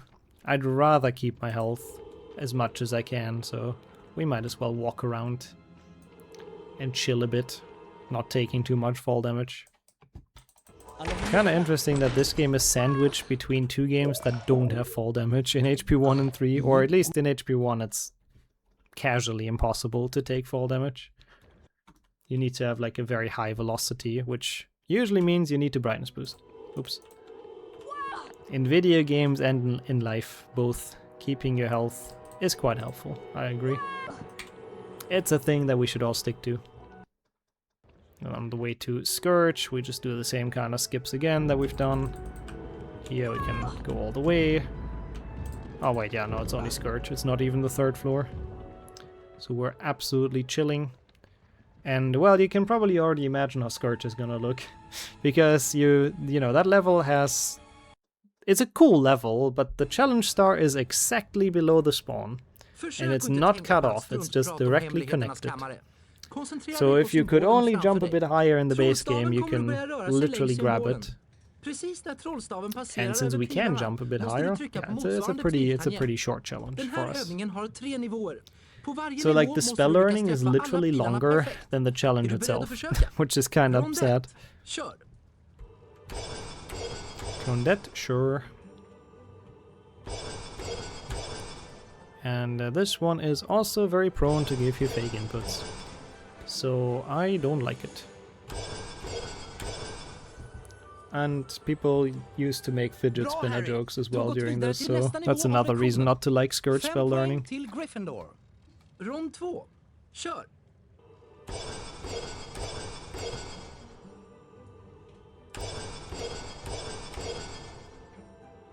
It's a tedious process. But we are getting there. And again, the level that are gonna come up are gonna be worth it. It's kind of a shame that this is in like most of the HP2 runs. It's such a fast-paced game, like basically no cutscenes, almost no like super lengthy and boring segments. And then it has this. Like why? Why devs? Why was this necessary? I would have preferred the drawing minigame over this from HP1. Just pressing buttons is so boring. But okay, here we go, we've made it. Bra, Harry. And we're finally in Scourge. This is unfortunately my last run at Potterthon, yeah. But to be fair, I mean, both runs combined are gonna be like, you know, 5 and a bit hours or something. So I think it's a good amount, and I'm happy that I was accepted with this much. But it's also nice to have other people have some screen time, so I think it works quite well. I'll be leaning back and enjoying the rest of it, of course, for the duration of it. So I feel like I'm not very centered in the camera, am I? That's fine. It's okay. We're just hunched in the corner. It's not a problem. A little bit to the right, but it's all right. Yeah, we got some more great runs coming up. Maybe because we're a bit ahead of schedule, we can squeeze an additional run in, but I'm not sure what that will be. That will be on short notice. We have another HP2 PC run, HP1 on the PlayStation 1. We have HP4 in same percent, which is True Madness. On Sunday we will have another HP2 PC with TK All Chess, the same run for HP1. We will have Lego, we will have HP3 on the Xbox, so some 6th gen, and of course some Hogwarts Legacy. So really diverse slate of games we will have and different categories. So I think it will be very entertaining until the end of Potterthon on Sunday evening. I honestly think so too. It's very cool to see that basically every corner of the HP speedrunning community people showed up from, like, you know, Lego, Legacy, PC, console, Really, really awesome. It's nice to have a lot of different runs in here. We, meanwhile, have made it to Bicorn. You've probably already seen some relatively obvious strats in the beginning, just getting past a couple of gaps. A lot of it is a mix of just any percent strats. Oh, like getting the wall walk here is what I wanted to say. And, you know, just jumping over gaps a bit. And I should not fail this again, because it shouldn't really be a problem. There we go. Wasn't that hard after all. So, not any crazy strats in Bicorn, but high jumping does make your life easier, so it certainly does help to get through a lot of areas quicker. This one is not necessarily one of them. Like, this area is not easier because it has a very weirdly shaped roof that you don't really realize or notice when you just play this casually. But you have to make sure to not jump too early or it just kills you. But if you jump correctly, you kind of slide alongside the roof all the way up there, all the way to the next platform, which is kind of nice. So if it works, it feels good. Otherwise, that can really kill you, that room, quite easily. And it's already the end of Bicorn. Like, when we actually get to play the level in HP2 High Jump, they are done very, very quickly. It's just a shame that there's quite a bit of filler in between sometimes. But that's another one down. And onto more filler and dueling. And then spell learning, yay. So, yeah, it's a bit of a pattern with this run. The actual levels are relatively quick. But just a lot of the stuff surrounding them just takes a while.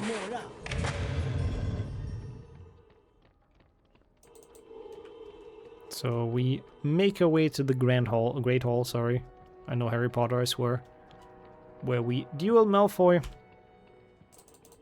It's thankfully the only duel we have to do, because no 100% and all that. Can also still pause cast, so it's not really a problem at all. Getting rid of him quickly. Just like you would in any percent. Like this has a lot of parallels with any percent, to be honest. It's just the spots that we would usually brightness boost on, we just high jump up. We are not allowed Quidditch warping, by the way. I don't think I've mentioned that. Also, hello, Oliver. I don't know why he's there, but he just is. Because Quidditch warping, it's kind of banned in a lot of Harry Potter sort of challenge categories. And this is more like a... Oh, I thought I would land on that. This is more like a challenge run than, you know, like a super try-hard going for a good time run. Well, that was not very good. I should maybe play that a bit safer. So, yeah, we have to actually play all the level. This is where any percent would start Quidditch warping, like Diffindo, Goyle, Slytherin. Yeah, that's the main ones, really. So we're not allowed to do that. We actually have to play the level. Yep. Want to interrupt you for a moment, because Please. Dr. Cast, with an insane donation of $100. Wow. We jumped from $600 straight to $700. Wow.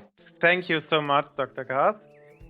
Not even a comment or anything, just putting $100 there for a good cause, for Doctors Without Borders. Amazing, what a giga chat. He's just dropping it, yeah, that's the giga chat. Yeah, dropping here it, in not chat, commenting. thanks to for this community. Yeah, that's really true as well. I said it around yesterday, this community is really wholesome, really close together. You get the feeling you're welcome, and that you can participate, that you can be yourself around here, so that nothing I would take for granted. And thank you so much, Kaz. We are $100 closer to our goal. That's just amazing. It's really awesome. Like 700 or $100 donation is a ton. And in the meantime, nobody has noticed that I missed the arrow keys because my mic cable was on my arrow keys. So I couldn't really press that, but it's fine. It's a quick Diffindo. Doesn't matter too much. But yeah, that was definitely very worth to interrupt me. Please always feel free to. Don't even have to. Don't even have to ask. Because, you know, I like to yap about absolutely nonsense most of the time, so it's very fine for that to be disrupted. But we are also gonna be actually playing a level now, Alla övningar i fin form. which I'm looking forward to because it's the Poäng till Findo. The Gryffindor. Findo is another cool one. Again, we are not allowed to Quidditch Warp, but this level is so smooth because it's one of those like open ceiling ones basically. So instead of going all the way around to activate the Lumos, we just go up here. And now we're kind of already at the end of the challenge, but it's not enough because we also go through here. Because that's just how they built those rafters. They're actually kind of nice, to be honest. Kind of nicely designed. But yeah, well, perfect for high jump as well. Squeeze perfectly through, don't have to worry about those snails. Don't even have to bother with them, and that's the Findo done. Well, yeah, it's an outside map, yeah. It does have an open ceiling, but some people would call it outside indeed. I don't quite know outside, I don't have much experience with, but it should be the correct term for it.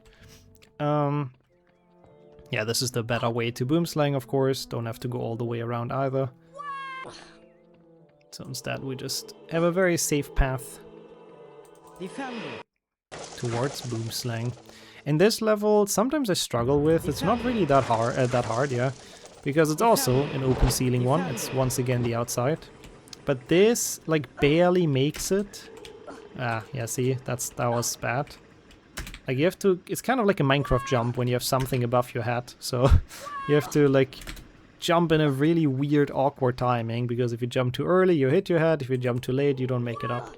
So, for now, we did it third try. Not the end of the world, not terrible. And made it through boomslang. Like, again, as I said, the level, like, once we actually play them, they are incredibly short. So we're gonna be going towards Goyle, which usually has the Dumbledore skip, of course, coming up. Which will be very easy with... I shouldn't be saying that, I'm gonna fail it now, but it's theoretically very easy with high jumping. For people that are not too familiar with HP2 PC, you're supposed... Well, Nick gets petrified, and you're supposed to go to Dumbledore's office for questioning. But that takes a while, because the cutscenes are unskippable. So we don't want to do that. So instead we just do this. So if you don't get onto that, like, landing at all, then McGonagall will never spawn, they never take you to Dumbledore's office. And nobody knows we've committed the crime of petrifying Nick, I guess. Was totally Harry. He's actually the villain in this game. So since we got off scot-free, we can make it all the way to Goyle. And don't have to waste like 2 minutes or whatever it is watching the Dumbledore's office cutscene. Goyle spread a ton of chicken wings on the floor, which is food waste, to be honest. He took like 1 bite of them. And I really don't like that. Gotta eat them fully, what the hell. This, again, another outside level. I cannot... Does this have... No, this doesn't have any strats here, does it? No, I don't think so. I don't think you can make that. I was contemplating jumping on the tree, but no, I don't think so. But I have to admit, I don't really remember. Yeah, he just peels off the skins, that must be it. He just leaves the rest behind. That's the good stuff. Oh, okay, nice. I mean, I do like the skin of, like, chicken and chicken legs, but not just. It feels like that wouldn't be very nice. Another thing here, can't really do a shortcut here, even though it looks like you could probably jump up here, it's not quite... Hello? It's not quite working, so... We have to stay on the lower path and beat the crap. But thankfully here, we finally have some stairs. And finally have some nice positions to high jump off of. And don't have to do the elevator. Can just chill a bit more. Of course, here. Oh no, big trap. So scary. Not if you have strong leg muscles, I guess. You just instantly... Oops, I didn't mean to jump there. You just instantly make it out with those legs. Here, it's kind of... doesn't really matter how you do this, I think. There's probably 1,000 different pathways through this corridor, but... As long as we don't die, I think I'm very happy with that. Want to try and minimize my ledge grabs, of course, which has not been very successful. Also, you know, just fun fact, this cobweb is irrelevant, really. Doesn't really matter for anything. And then here, I could have probably avoided the fall damage. Don't know why I took that, but yeah, right at the end of the level. And that is Goyle done. And that's kind of a big one out of the way. And the next one is now Slytherin. Yeah, you said there will be a very interesting strategy, so I'm really looking forward to this. What you can show us, what is possible in that level. I mean, in the meantime, yeah, yes, please. No, I was about to say it's only like one strategy, but I think it's pretty cool. Like it's gonna be hopefully interesting to see. But please go ahead. Okay. Yeah, in the meantime, we are almost reached our goal of $500 on the Doctors Without Borders side. So there's only $1.81 away. Piccolo said he wanted to do that later. Let Cars have his spot in the sunlight with the $100 donation on the stream, which is fair, nice, gentleman-like. And then we can see what we will do, if we want to increase that number or if we want to focus on the Trevor project. Obviously, every dollar helps for each project. It's not about getting both to 500. Obviously, that would be very nice, but thank you everyone again for your support. Yeah, exactly. That is once again very well said. So we are entering Slytherin, so that was the perfect length of an intermission, actually. Even though, yeah, the beginning of Slytherin actually won't have too many. There's some interesting things, I guess, but not the main thing that I think is interesting in this level. So we'll be playing through it for a bit.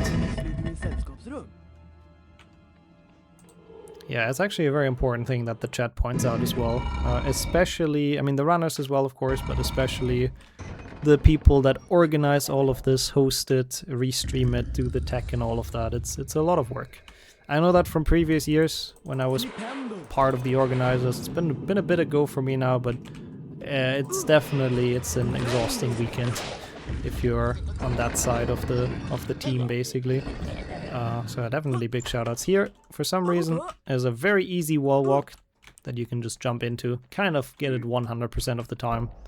So that's a very, very small elevator shortcut.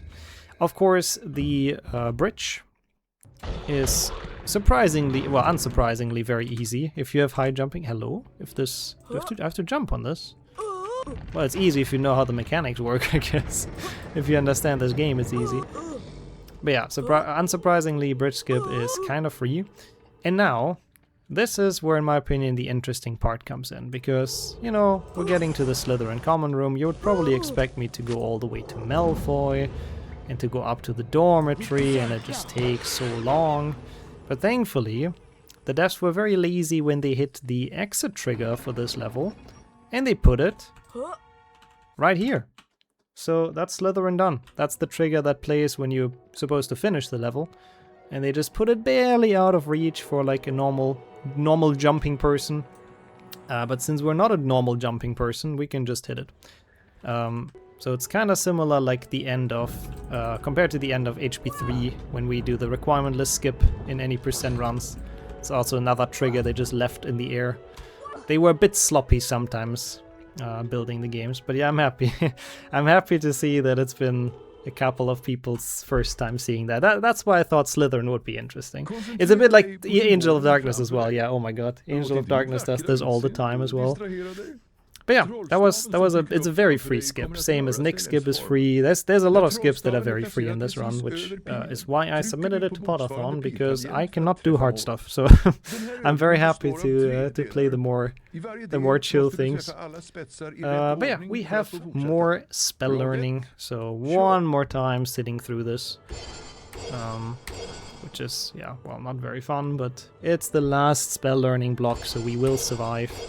And then we have Spongify in the late game. And then, yeah, HP2 is once again sort of nearing the end. It's only 3 left. Oh boy. How time flies when you're having a fun trifecta. Well, I hope so at least. 5 poäng till Gryffindor. Getting 5 poäng, of course. Kör. Doing some more arrow keys. Funnily enough, Spongify is yeah, it's still used in this run, even though you would assume, wait, but you can jump high. What do you need Spongify for? But I guess there's some Spongify tiles that still, like, boost you way higher than 10 usual. poäng till Gryffindor. So Rad they are 3, kind of helpful. kör.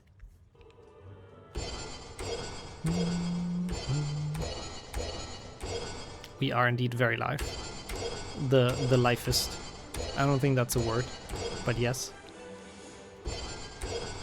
Which means that all the fields, unfortunately, in HP1 could not be cut out. As much as I wish they were. But that's okay. This HP2, I feel like, has actually been going alright, minus, like, you know, 1 or 2 deaths that maybe were not necessary, but, you know, that's just what you do in marathons. So yeah, this one, I don't need the Spongify tile. You can grab this. It's kind of doesn't really matter, I think. Here, it's actually kind of interesting, because you can make it all the way up, but you can make it to those intermediate steps and then make it all the way up like glitchless. So Spongify challenge done. Not really, haven't really played it, but done. Är du intresserad av ett byte? Yeah, it's in HP2 spell learning is a bit different than HP1. Obviously it's the arrow keys instead of the drawing, but you can fail. Is it 5 or 6? I think 5 or 6 rounds in a row in HP2, and they let you play the challenge, even if it's the first one. So literally, if you fail all the spell learnings, you still get sent into the challenge to practice your spell, which makes no sense, but yeah, Hogwarts at its best. But it's just very slow, so what's faster is just to do the 3 rounds, and then you're fine, and you just get into the challenge. But that's basically the 2 options. Either you know, fail enough, or you just do the 3 rounds and get in. I think this is a good part to read another donation. Mantis has donated $1.81, which is a very specific number, because this is exactly the number we needed to reach our campaign goal of $500 for Doctors Without Borders. So we successfully collected $500. $500. That's so much money for Doctors Without Borders. We got that. We did it. GG's to all of us. Everyone, GG's. we reached one of our 2 goals. It's amazing. Thank you, Mantis, for completing that with your 181. And for the best voice line, I go back for Nixxo. Yes, exactly. We have the good old Swedish meetup of Tom and Rubius. But yeah, GG's on the 500 to everyone involved. Of course, all the hosts, organizers, runners, viewers, donators. Nay! No, it is not a nay moment, actually. It's quite the opposite. That's pretty sick. So yeah, GG's everyone. Thank you for all the generous donations as well. But yeah, I'm trying with the multitasking. It's a lot going on, but it's, you know, it's always a bit difficult in marathon runs. I'm never sure, like, where do I draw the line, because obviously it's not supposed to be like a full chat interaction, normal stream, but I still want to, you know, reply to people sometimes, especially if there's like questions and stuff, because otherwise it feels a bit rude to just ignore everything. So it's always a bit of a balancing act, but I think so far it's went okay. We are on our way to the final 2 levels. Oh, I thought I was so dead there. I wanted to land on that tree, but Harry had different plans. That's okay. We do have a potion, which I might use. I might need it. So we're getting closer to that Nixxo health. I mean, what can I do? Can't escape it, I guess. I don't really think that this final level is super difficult, though, from what I remember. I mean, Aragog, I guess you can always struggle with, so I'm gonna get some frogs, just for safety. And there goes the frog again. You know, of course. Back to Nixxo health. It would not be a proper marathon run of me, I think, indeed, without it. Yeah, here. Multiple ways to do it, but I think the Spongify is just the easiest. Get all the way down without fall damage. Am I gonna watch the HBO series? I wanna probably keep that topic pretty short, because I don't know if that's necessarily for Potterthon, but I'll probably check it out and see. I'm not entirely convinced and excited for it, but I'll probably check it out for a bit. But anyways, to get back to the run. This can be very cool if you jump right onto that wooden block. But sadly, we were not that cool. I should have probably played this in some funny language, shouldn't I? I mean, nee in Swedish is pretty good as well in the outro, but yeah, we're missing out on Espontificación and Crack Bada Boom in French. There's just so many good dubs to choose from though, so I guess I just went for what's fastest ultimately. Satch. Missed out on meme potential. Aragog. Same as good old any %, so we are just fully pause casting. I mean, yeah, at least we don't have Japanese HP3. Yeah, that's also true. I think it was a good choice to go with the fastest games. Wow, okay, I got absolutely annihilated there. That's honestly fine though. Like, that's what the potion is for, and I'll be able to make another one in the chamber, I think. And then we should be okay. Oh, nice. Even got the Chungus position out of Aragog. Okay, it's a bit weird. What is happening exactly? I'm kind of stuck. I don't like this. Okay. That was horrible. Oh yeah, that's a cool question, actually. How does pause casting work is a great question that I'm happy to answer. So, essentially, in this game, you can imagine Harry as a gun that has like 1 bullet. That's like his spell. So every flipendo is 1 bullet. But after he shoots that, he has to recharge. He has to reload. So there is a cooldown, exactly. So you flipendo, you have to wait. But if you open the menu after doing the spell, then that cooldown gets cancelled. So if you just do spell, open and close the menu quickly, then you have 0 cooldown and you can do a spell instantly again. So that's pause casting. You just chain a bunch of spells. Oh yeah, this is fun, by the way. Huh, it's floating. Moving platforms are a joy in this game. Oops, that's kind of bad. Actually, to be fair, it would have been a good incentive to have HP3 Japanese in this. I don't know why I didn't think about that. That is... oh, nice, first try. That is a good thing to keep in mind maybe for the future. I don't know for how many dollars that would be fair. Probably a high amount, because HP3 in Japanese is something. It's a lot. Here you don't even have to do the stalactite. Just walk up here. Very, very chill. Get some of the defendos out of the way. This room is kind of cool as well, because you can make this. It's terrifying, and it usually gives you fall damage. But it's kind of a cool jump, just all the way through the middle of the room. And all the way to the end of Chamber E. So we only have B and the snake to do. And then it's already HP3, which I am hoping that my bound shortcut for the high jumping works, because the HP3 one is so weird. But I did bind it in the files beforehand, so it better work. Otherwise I'll be very upset at HP3. It should work though, I hope. But I don't know. Considering we didn't, like, we played through HP1 without a hut and without the ability to press escape, I wouldn't be surprised with anything today. It's a marathon day, so it usually means all of the crazy tech stuff is happening. All at once.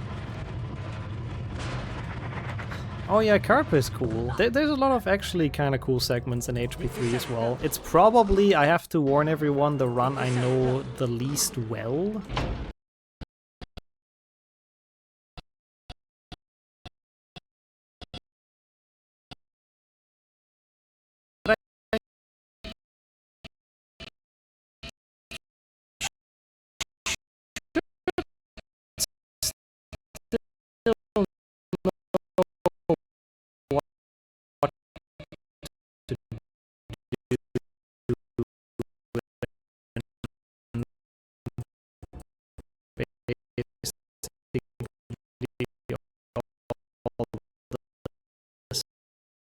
Segments, know the least by that.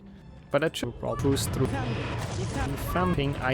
This game is they built a boulder chase. So thank you each this tree to me. What? Oh, no internet issue? Yeah. My still. Oh, okay, that's good. I hope it catches itself. Otherwise, I guess. Oh, it's yeah. It was in the red. Now it's in the green again. Oh, it's okay still.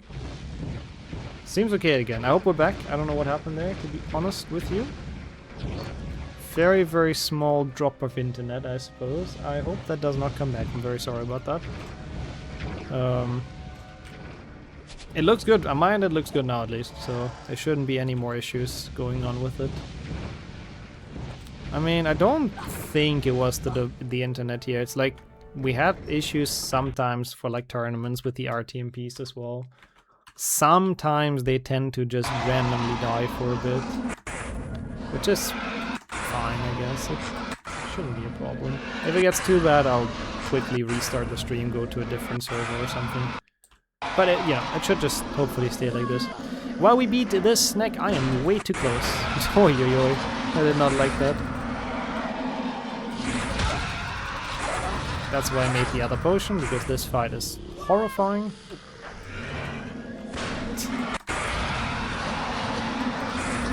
I mean, actually, the one party that it definitely wasn't at fault for once is actually Twitch. I don't think it was theirs. It was their issue for once. Okay, well, time for HP 3 already, ladies and gentlemen. This is going so fast. Can't believe we're already starting HP 3. We're tearing through this. 40-minute HP 2, pretty much my estimate. And, well, 2 out of 3. Thank you so much for the GGs. Now we have to preach that my high jump button works. Again, I did bind and test it earlier, so it should, but you never know. Tech percent is sometimes vicious. And it is time for HP 3 high jump. Again, one of the runs that isn't really done very much. We will see.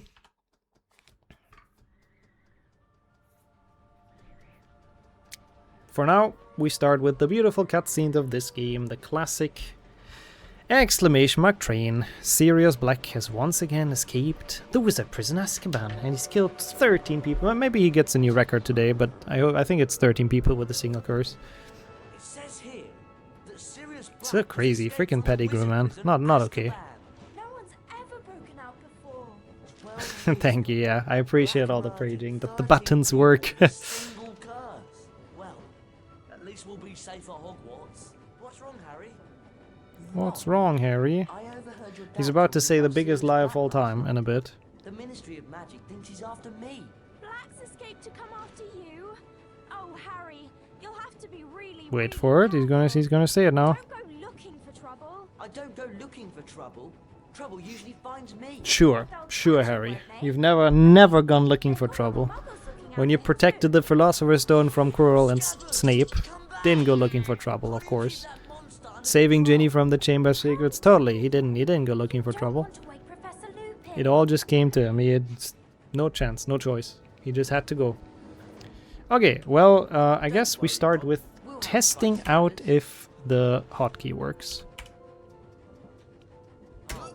Nope. Scabbers could have gone anywhere. Why not? Why are you not working? Shanks doesn't understand that it's wrong Well, to I chase can quick scabbers. save. Well, that's okay. I have a backup. I have the command written down. So if I can bind it to a button, then this should work. Ah, okay. Well, I kind of figured it for some reason wouldn't work, but our manual backup is working. It's a very, very long command, so I'm happy I copied that before. Otherwise, I don't think I would have remembered it.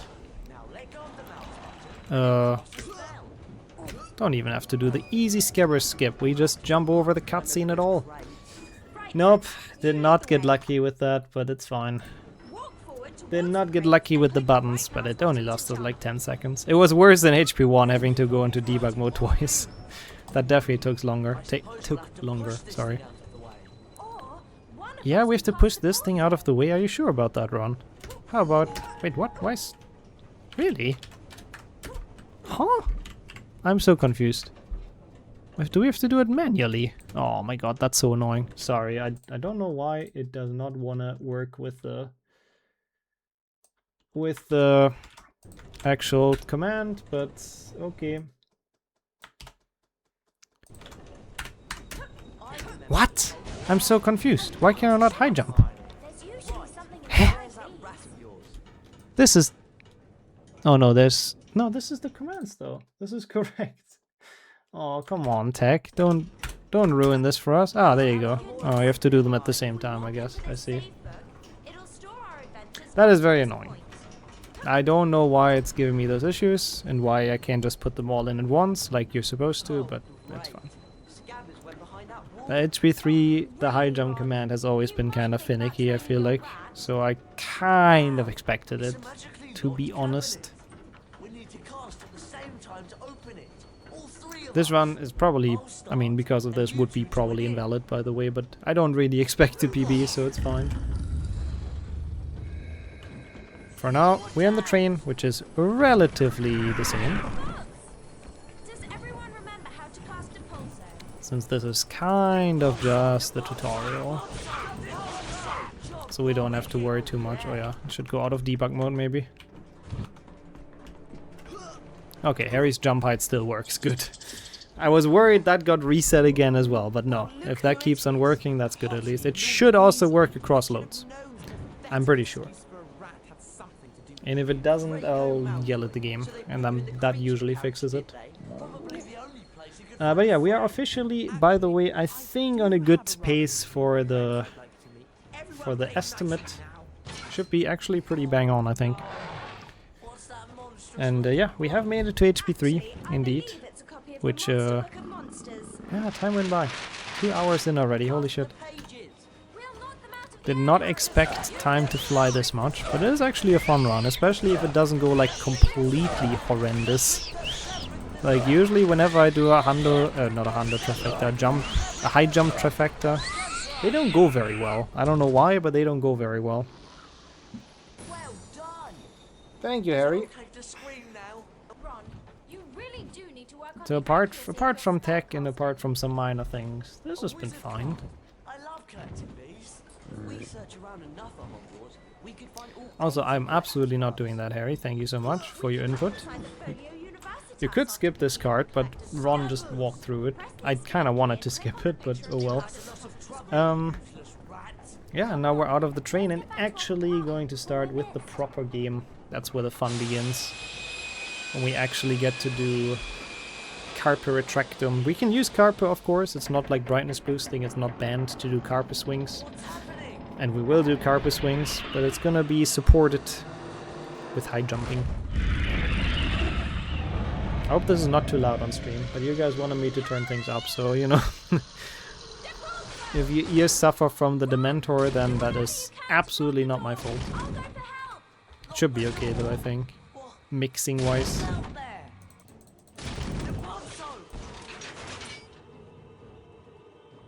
Yeah, the $500 goal was met earlier, which is crazy. So, yeah, it's been a lot of donations, I feel like, already. Which is really, really awesome. And yeah, hope people keep it up, of course, as well. And we keep up the Harry Potter runs. I think that's a fair trade. Okay, well, that was a pretty dreadful train, but at least we have a bit of a cutscene to relax and enjoy. Which is also a good break for anything if you want to plug anything more, because this one's long. The three friends hurried to their first class of the term, anxious to resume their lessons. But yeah, if not, I'm also happy to, I'm Professor Lupin. I don't know, Your talk new about Lupin's defense outfit or against the something. dark I'm not arts. entirely sure, we'll find a topic. Our first Um, lesson What do you involves think about study. Lupin's outfit as you mention it? I don't know, I think it's not that bad. They all make fun of, well, they don't make fun of him, but they say it's like awful in the books. And Which is okay. It's a good right? representation of the book. They made it well by making it look bad. But that's what you would expect from a werewolf. If he is changing when he's wearing his stuff, they get ripped and everything. So it's good that they made it like this. I agree. I mean, I feel like in the movies though his clothes are kind of nice, no? I mean, Hello? I don't feel like there's a problem with Professor them. Lupin? Welcome to the Carpe No, he Rector wears Challenge. like a cardigan or something like this. There are Very 10 cozy challenge stuff. shields I think so scattered too. throughout the challenge. I mean, very good for the Some are cold well weather lit. that they have for Find like all 10 80% of that shields to movie earn a for some bit of reason. green bonus. So yeah. If you don't find all the shields, you'll HP3 first try estimate through. around You can 50 always come minutes. back. I Complete think the should be challenge pretty by good collecting estimate. the final shield. Should not take much more than 50, maybe get started. 51, 52. Carpe Retractor But we're has also two already primary almost uses. 10 minutes in, which is To pull kind of yourself crazy. towards something, Just the or to train pull something and some towards you. cutscenes. See if you can find I'm a not statue sure that if casts Ron's a high spell. jumping works already, but I do have the commands at the What ready if I happens? need them. Yep. Kind of thought so. You have to do all of them manually. It's weird because theoretically it is supposed to work just as like one big command. So I am not entirely sure why it is not anymore, but yeah, sorry about the intermissions with the debug mode. I'm not entirely sure why it's doing that, but it's fine. We can high jump now and we're good to go. Leap onto the So, tile you to already spring saw Carpe the first Retractor. couple of pits. And We also just first, do not need Carpe Retractum at all. you can I mean, jump this over pit you pits never like needed this for. one This on. one's kind of a Hold joke. down the forward arrow key to run And towards then it. here I jump too early. Continue holding that's the fine. arrow key and press the right mouse Here, button to on the jump. other hand, we kind of do need it, and it's very awkward because you have the high jump, which really messes with your muscle memory. So I usually give it like one try and then pull one of those things to get this bridge out. So if we don't get it first try the jump, then I'll just jump on the bridge and it's like fine as well. Oh, there's like a really stupid way to softlock here in this room in high jump. It might throw Because there exploding is wizard the crackers. hole in the Spells ceiling, may not sort be of. effective in That's this where situation. you're Try supposed not to to go let the through wizard after beating crackers those touch imps. you while they're in And with the high air. jump you can When they almost land, make it you up. can pick them So up. your jump is almost high enough to skip this entire room, but just not quite high enough. But if you try, then the path up top just closes. Like now it's closed as well, but later when the imps are done, like we have to make sure to not jump anywhere near. Because then, like I did it before, I tried to jump on the Spongify tile, but I jumped too high. And then the path closed on top of me, so I'm gonna jump on it like this. To make sure that this gate is only closing when it's supposed to. And not like locking us out of literally, yeah, everything, progress. Ron loves that imp room, I guess. I mean, they have wizard crackers. This could be his new big addiction after beans. So, you know, it's worth checking it out. This room is just normal any percent. There's no point doing any fancy jumps here. This is just so much faster. I could probably fill a book with weird softlocks, to be honest. We had so many things happen over the years. But that's one I definitely remember to be kind of annoying. Kind of specifically very annoying. Be careful. It can shoot fire out of its, well, out of its backside. Out of its backside. Thank Cast you, a Lupin, Victor for Semper keeping to it knock PG. over. Then cast again That is and very use it to knock the appreciated for the fire charity out of its marathon.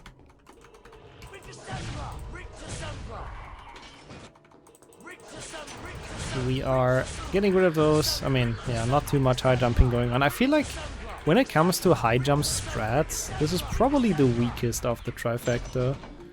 Like, sure, it's usable in some areas, like here. But, yeah, I don't know. Like, those... I could have done carpet swings as well, if you feel me. Like, it's not as necessary as in the... Oh, this is also kind of hard because the timing is weird. It's not as necessary as in 1 and 2. I feel like it enables more strats in those. I really hate the timing here. Because it's not the same. It's not what you usually do in terms of jump timing. Because you jump so high. Oh no. I could just go the casual path. Yeah, we might do that. No, okay, we did it. Nice. Okay, never mind. The ceiling was so low. You know what? Let's just do this. I think ultimately that will save us... Hello? He was already grabbing that. Ronald. Okay, you know what? This room is starting to annoy me a bit. Imagine dying here. That would be embarrassing. Let's actually pick up the pace a bit before the end here. That was not very good. That is definitely not the optimal way to do this room in jumpless, or in high jump, sorry. But he was grabbing that, right? Or was I tripping? I'm pretty sure Ron was already on the ledge and then he just kind of fell off for some reason, I don't know. His strength left him, I guess. Yeah, here it's also worth to just do the normal carpet swing. Yeah, that was weird then, if he was already grabbing it. He definitely grabbed it? Okay, good. I'm glad I'm not the only one who saw that. I don't know what his problem was. Didn't feel like pulling himself up today, I guess. Well, a little bit of a bad carper. Why is he not high jumping anymore now? What? Okay, I'm gonna be honest today. I don't understand what the tech is doing. Like, how's that gone? Oh my god, that is so annoying. That is so annoying. Don't tell me it resets like every load. It shouldn't. It really shouldn't. It's really like I feel like I'm being trolled a bit with tech. I mean, I guess I can put it in every single load, but that's so annoying. I'd rather not, you know? The challenge shields. You'll need all 10 to unlock the bean bonus room. So, come back anytime you want to give the challenge another go. Sure. And now he's still high jumping. Does Harry's high jump work now, or is it reset again? It's probably... Oh my god, that is so annoying, actually. I don't know what to do about that. I don't usually have that. This is supposed to last, like, the entire game, you know? But instead, we just lose it every single load, which is kind of very annoying. But I guess we'll make do. It's fine. It's a marathon run. You know, tech issues happen, so whatever. There could be worse. Most of the levels... Oops, nice console. Most of the levels are at least relatively long, so it's not really a problem to turn it on in the beginning. It's fine. That's why I'm happy that I have my command list open. And in Buckbeak, unfortunately, high jumping does absolutely nothing. So this level will be very much just the normal level, the way you're used to it from a casual playthrough. Hopefully a bit faster than a casual playthrough, but gameplay-wise it's the same. What's your opinion on Buckbeat? Is that better than HP2 Quidditch? I think better than HP2 Quidditch, yes. I just like that it's a bit of an auto-scroller, but not as bad as HP2. Like, you have more room to actually control. So that's what I kind of like. Agree. And also I think the later stages of the challenges, where you collect the wizard cards, they can be actually quite tricky. Yeah, So yeah, it's for fun sure. to play. I think so too. Like the last two, the yellow and red rings, they're pretty tough. Like, I struggled with those as a child. I mean, you know, this is basically, people like to call it 3D Flappy Bird, which I think is a pretty... a pretty decent description. Sorry, I couldn't find the word. I know who doesn't like 3D Flappy Bird. There's a good fellow. Oh, for it to stay, Petrak? Oh, okay. Thank you. That explains it then. Giga Chat. It's weird though, because I tried to do them independently in the train and it didn't make them jump at all, so I was confused, but okay, that's good then. Then we should be able to do it. Yes. Yeah, it's weird. Oh, I didn't pay attention. I was so busy. I failed white rings. I can't believe it.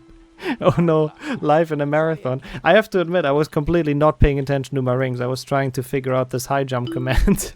So I wasn't even thinking about that being a possibility. Oopsie. Well, that's a bit embarrassing. But yeah, weirdly enough, I put it to the keybind as well, and it also doesn't work, so I'm very confused. Whoops. Well, you know, at least you've seen this cutscene now. When's the last time you've seen that cutscene play, you know? Failing is bad. It's pretty bad. You're not supposed to fail this, no. Yeah, I'm just helping Potterthon to not fall too far ahead of schedule, exactly. I mean, it's not the longest flying, but... Nah, like, my mind was genuinely on trying to figure out why the commands don't work properly. So I was completely not paying attention to how many rings we had. I know that's a bad excuse, but at least it is an excuse, I guess. Okay, so I put all of those commands separately then, once we get to the respective levels. Okay, hopefully it stays. We'll try. Nobody will talk about this, right? You guys just forget what you've just seen. This never happened. I'll use my Jedi mind tricks to make you forget about this white ring disaster. But at least we got the wizard card now. I bet you're not dangerous at all, are you? You great ugly brute. It's kind of weird that you're forced to redo it until you beat it. They could just be like, yeah, okay, you don't get the wizard card, but you can come back later. Kind of would have not made a difference. It's probably like a minute lost or so. Not really a big deal. We'll forget that for a nice donation. I see how it is. Bribery. Bribery works for everyone. I like that, to be honest. I like that. Okay. Cutscene skip timer. Doing its thing. Yeah, so it reset again. But we're gonna be Hermione soon anyways, and I won't really be using any jumps here, so for now I'm just not gonna bother. But hopefully putting the commands separately will actually work. I actually have to bother for Ron, I just realized. This is so annoying. Let's hope this works. Looky, looky, it's Weasel Granger Potty. So if I do this, it works, right? Those independently, and then the same for Harry. Put the jump height for each of them. Oh, also, how the fuck am I tapped out and the game continued? That was crazy. He's locked us in. But I guess that's nice. Loses a bit less time. Run. Okay, I used all of them separately. If they don't stay now, then I don't know what the hell is going on, honestly. They better stay now. Thank you for the help, though. 3 equal playmates. Okay, Ron is high jumping. That's a good start. He better be keeping the high jump up. This fight, by the way, is actually unironically harder because of high jumping. Because you have to time the carpe a little bit more thorough. Because you do want to be in mid-air when you carpe. Because like it speeds up the animation. If you're on the ground, he's like pulling it with his wand. There's like a super, well, not super long animation, but it's relatively long. So if you can avoid that by being in mid-air, that's usually the play. But with the high jumping, yeah, it's a bit harder to be in mid-air. Okay, Harry also high jumps still. Hopefully that's a good sign. I really hope it stays throughout the load because I'm really sick of putting those in.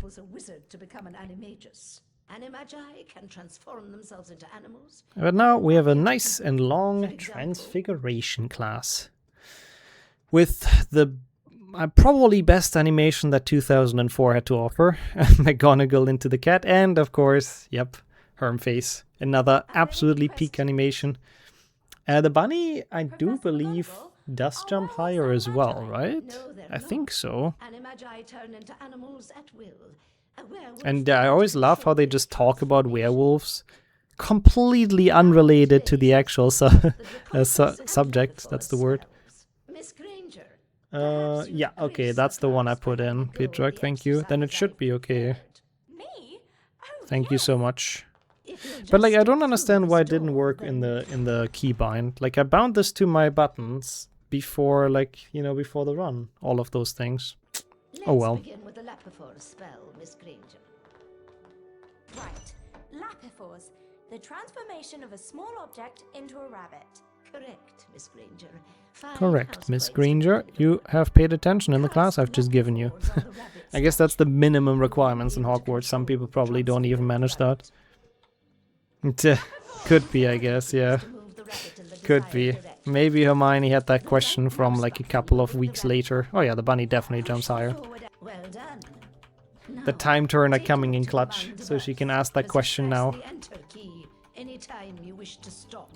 Okay, so Lapifors, now that we're actually in another spell challenge and that everything seems to work, I think. I don't know why I skipped that cutscene, it was a reflex. It's actually slower to skip this, which is funny. So this challenge has relatively... It's relatively chill until the end. The end has a strategy that I will not be going for. And just for reference, neither the world record nor the current second place go for it either.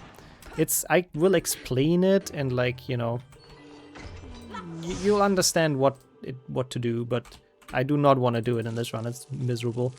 So we'll just be doing the rest of Transfic and all the shortcuts that this has. Oh my god, the bunny! Oh my god, the bunny jumps high. Yeah, you'll just imagine that exactly from my description. I like that. Yeah, Hermione jumps high, the bunny jumps high. Thank you so much, Petrick, for the help. I don't know why it gave me such a hard time, but absolutely MVP for solving that. So now we can actually focus on the run and we don't have to keep on re-inputting that stuff. Yeah, those two rooms, very simple. This room, very simple. This room, I guess not so simple. I think there's like multiple strats here, and this is probably not the smartest, because you have like a ceiling on top of you. But this is at least the one I usually go for. But I'm struggling a little bit, because this you barely don't make. Oh, but this maybe? No, also no. So I kind of want to get on top of this and get a good jump off. What? Why did the camera change? That is so weird. Top of the knight has collision. What knight? I don't even know what knight we're talking about. I can't. This is like usually not that hard. I'm just bad at timing this, I gotta admit. So usually this works alright for me, but apparently not at the moment. Come on. I don't know what else. I mean, there isn't really any alternatives that I know of, at least. Are you able to go instant? I don't think you are. Oh, you are. Well, the more you know. Well, thank you. That helps. That makes it so much easier for future runs if I don't have to bother with that window anymore. And here I thought you can't quite reach that. Oh well. Well, we've made it to the Bundamum. That wasn't that hard at the end of the day. It's repulsive. It's not really that bad, honestly.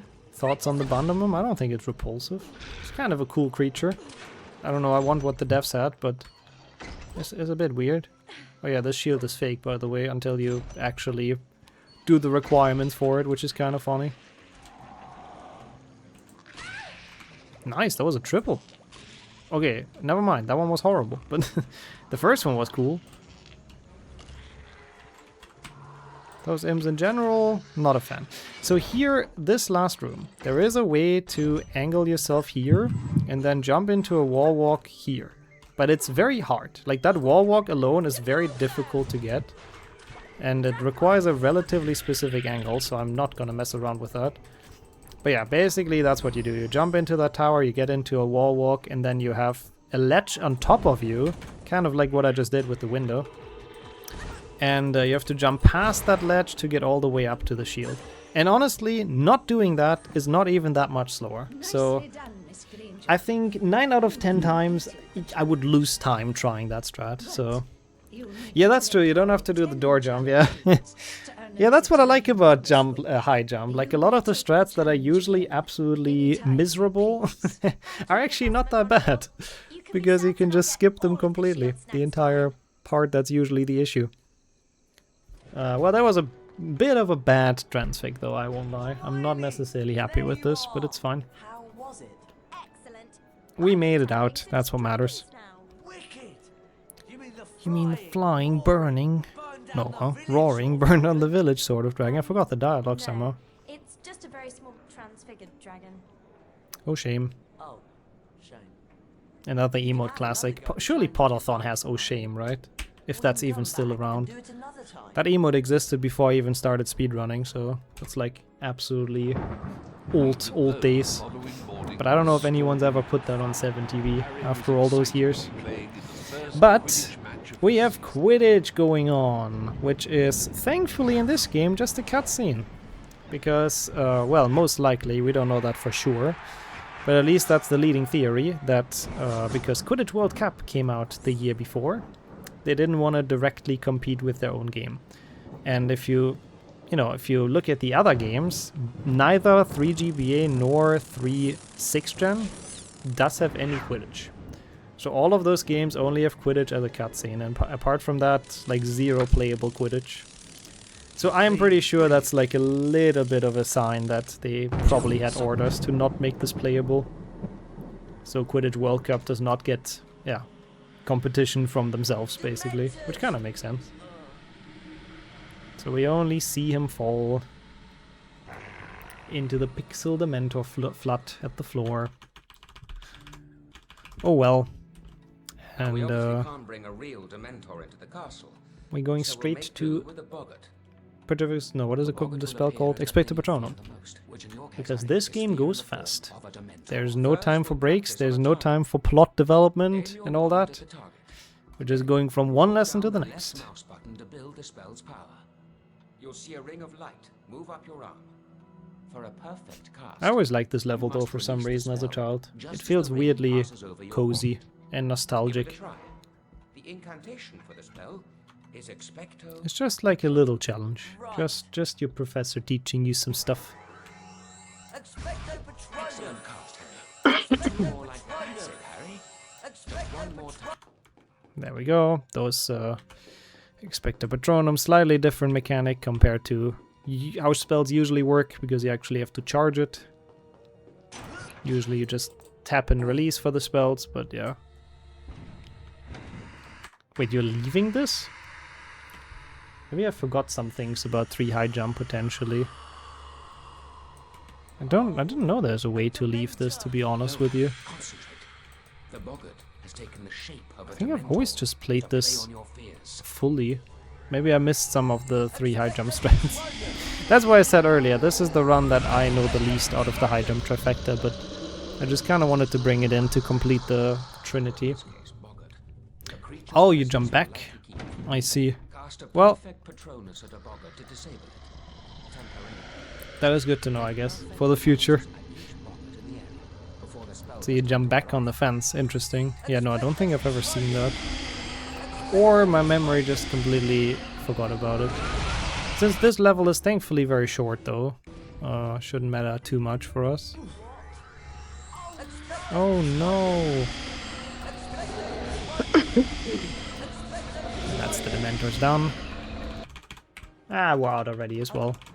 Probably did lose a bit then, but it's fine. Library though, I believe you don't really do anything until you got those books cleared. Because you should need the Carper Tractum statues. At least that is my thought. But I do know that you can kind of just jump into the trigger, which is funny. Because usually there's like a trigger mid-air you can do with a Carper swing, which is the easiest way, but you can also just high jump into it, which is cool. So that's another example of a trigger they left in mid-air. And this trigger gets Hermione behind the door, and the other carpet that we casted on makes her, transforms you into Hermione, basically, swaps the character to Hermione. So the first one teleports her in, the second one you swap to Hermione, and you get to continue the level, which is relatively short after this. Library is in general a short level, so like this it's even shorter. And we have Galatius, which is kind of not really that interesting, I think, but it's a bit of a longer level at least. It was a bit muggle-ish here, yeah, exactly. Casting spells, nah, we just use our leg muscles. The dragon can, like, they always target whatever you're playing, so they do target the dragon with crackers, but I don't think it takes from your health bar if you get hit. I'm pretty sure the dragon is just invincible. So, yeah, I think nothing happens if there's one exploding next to the dragon. I am fairly certain. Bonk. This, unfortunately, I don't think we can get past, but yeah. Oh, the salamanders are here. What is Harry doing? He's high jumping even in the cutscene. Holy shit. Oh, he's getting burned in the cutscene. Imagine this would enable like a multitask or something. That would be so cool. I would love that. Just moving down the slide now during the cutscene. Up arrow to go faster, and the down arrow to slow down. Off you go. I'll see Oh, you at the end nice of miss, salamander, I guess. Okay, that's kind of sick though. We're sliding down the ice slide while burning. Nice. This next room, after of course the solid ice. This next room has a trick as well, but this one is awful. Like, I don't even know how to describe it, but from the spot where the Spongify tile is up top, you jump on there and then you can jump all the way across so you don't have to defeat the salamanders. But the wall walks and hitboxes are absolutely miserable, so I am not even considering to do that. Just note that the strat exists. That is one I know about, for once. And I tried that for a bit when I was learning the run, but it's just no. It's not worth it. It's not worth our lifetime to fail that like 10 times in a row, so I'd rather just defeat the salamanders, honestly. And it's not even that spectacular. Like, if it would be at least a cool trick, it would be worth showing it off, but no, you're just jumping from one platform to the next. This is not what you do. It's the next ice slide where you can make that, I'm pretty sure. There we go. Here, this segment is kind of cool, because who cares about the salamanders? But then that means this jump is relatively far, because there's no Spongify tile here if you don't defeat the salamanders. And this... you have to jump like last second. It's like barely possible. Oh, come on. Am I that early? Nope, now I was late. I shouldn't struggle too much with it though. We'll get there. Maybe this? Lag jump would make this easier, that's true actually. I should have considered that earlier. But we did it in the end. It looked smooth. Making it across, don't have to defeat the salamanders. I'm sure that must have still been worth it overall. Like, that must have still saved time. I believe. This bridge is gonna be a little bit awkward, I think, right?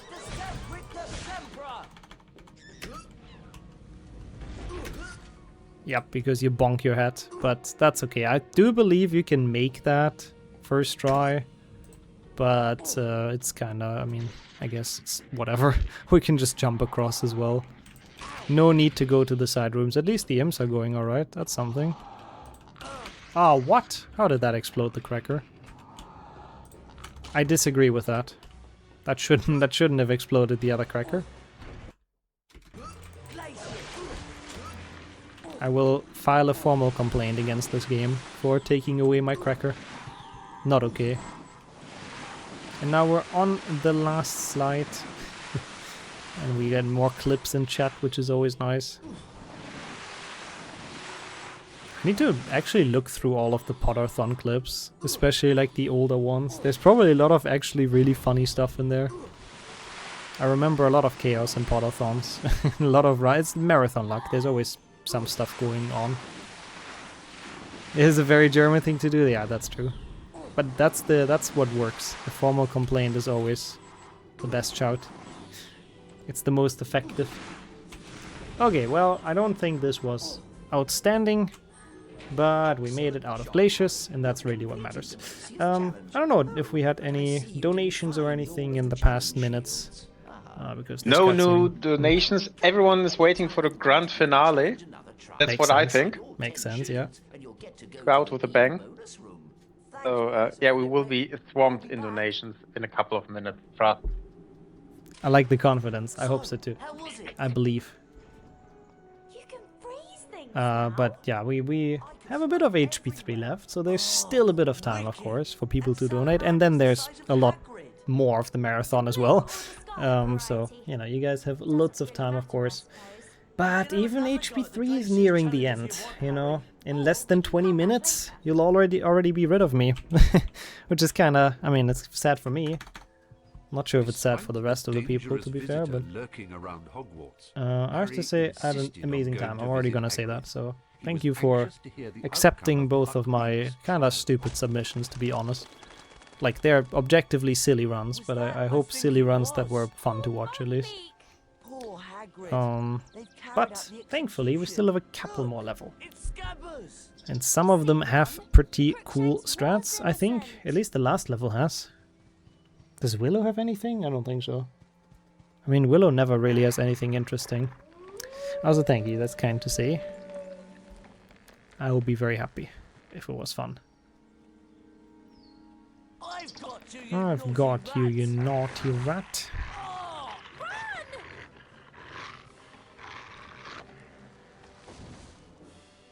I still love how it just pulls Ron in. It attacks Harry and Hermione and just completely ignores the giant dog with Ron going into the Willow.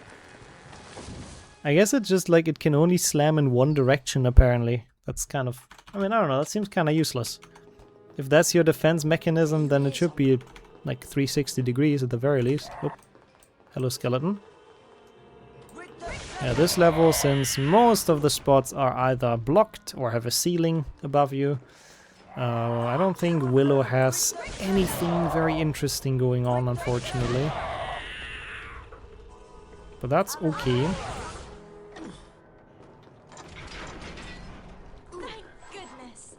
I don't think Backbeak has too many super interesting things either, so...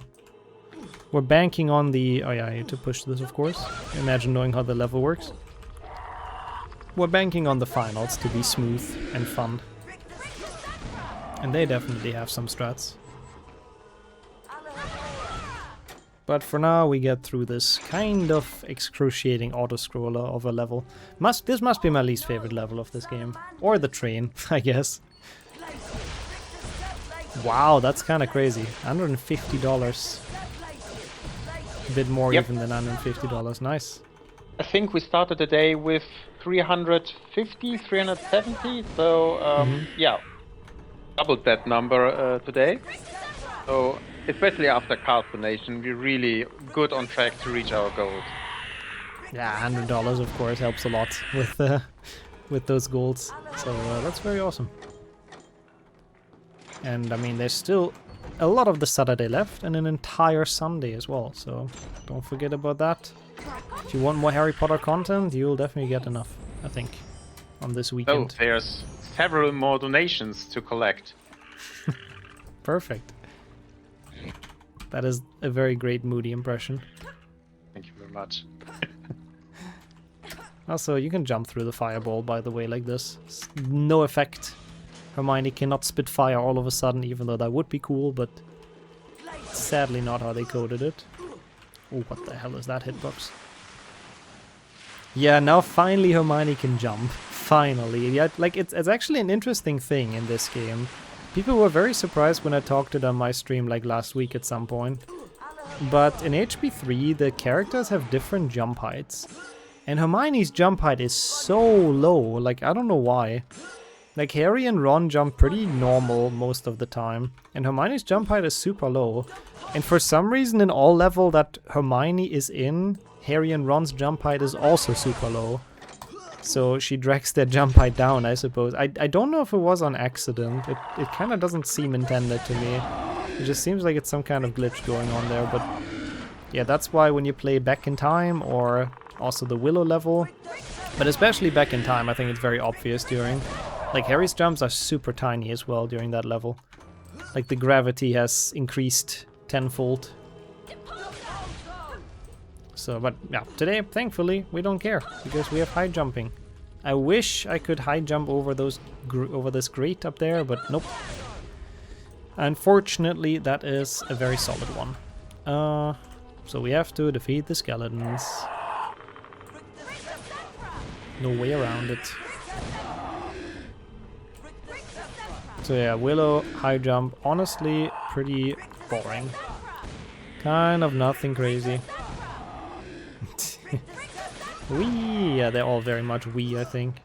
It's a very accurate sound when I see those high jumps. I still think it's sad that this is only a cutscene, by the way. I would have loved to walk up the the Shrieking Shack in an actual gameplay. It's not a dog.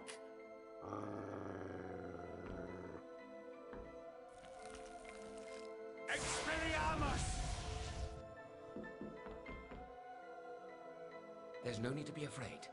Sirius Black is not what you think he is. And Scabbers, he's not a rat. He's a wizard by the name of Peter Pettigrew. What? Watch.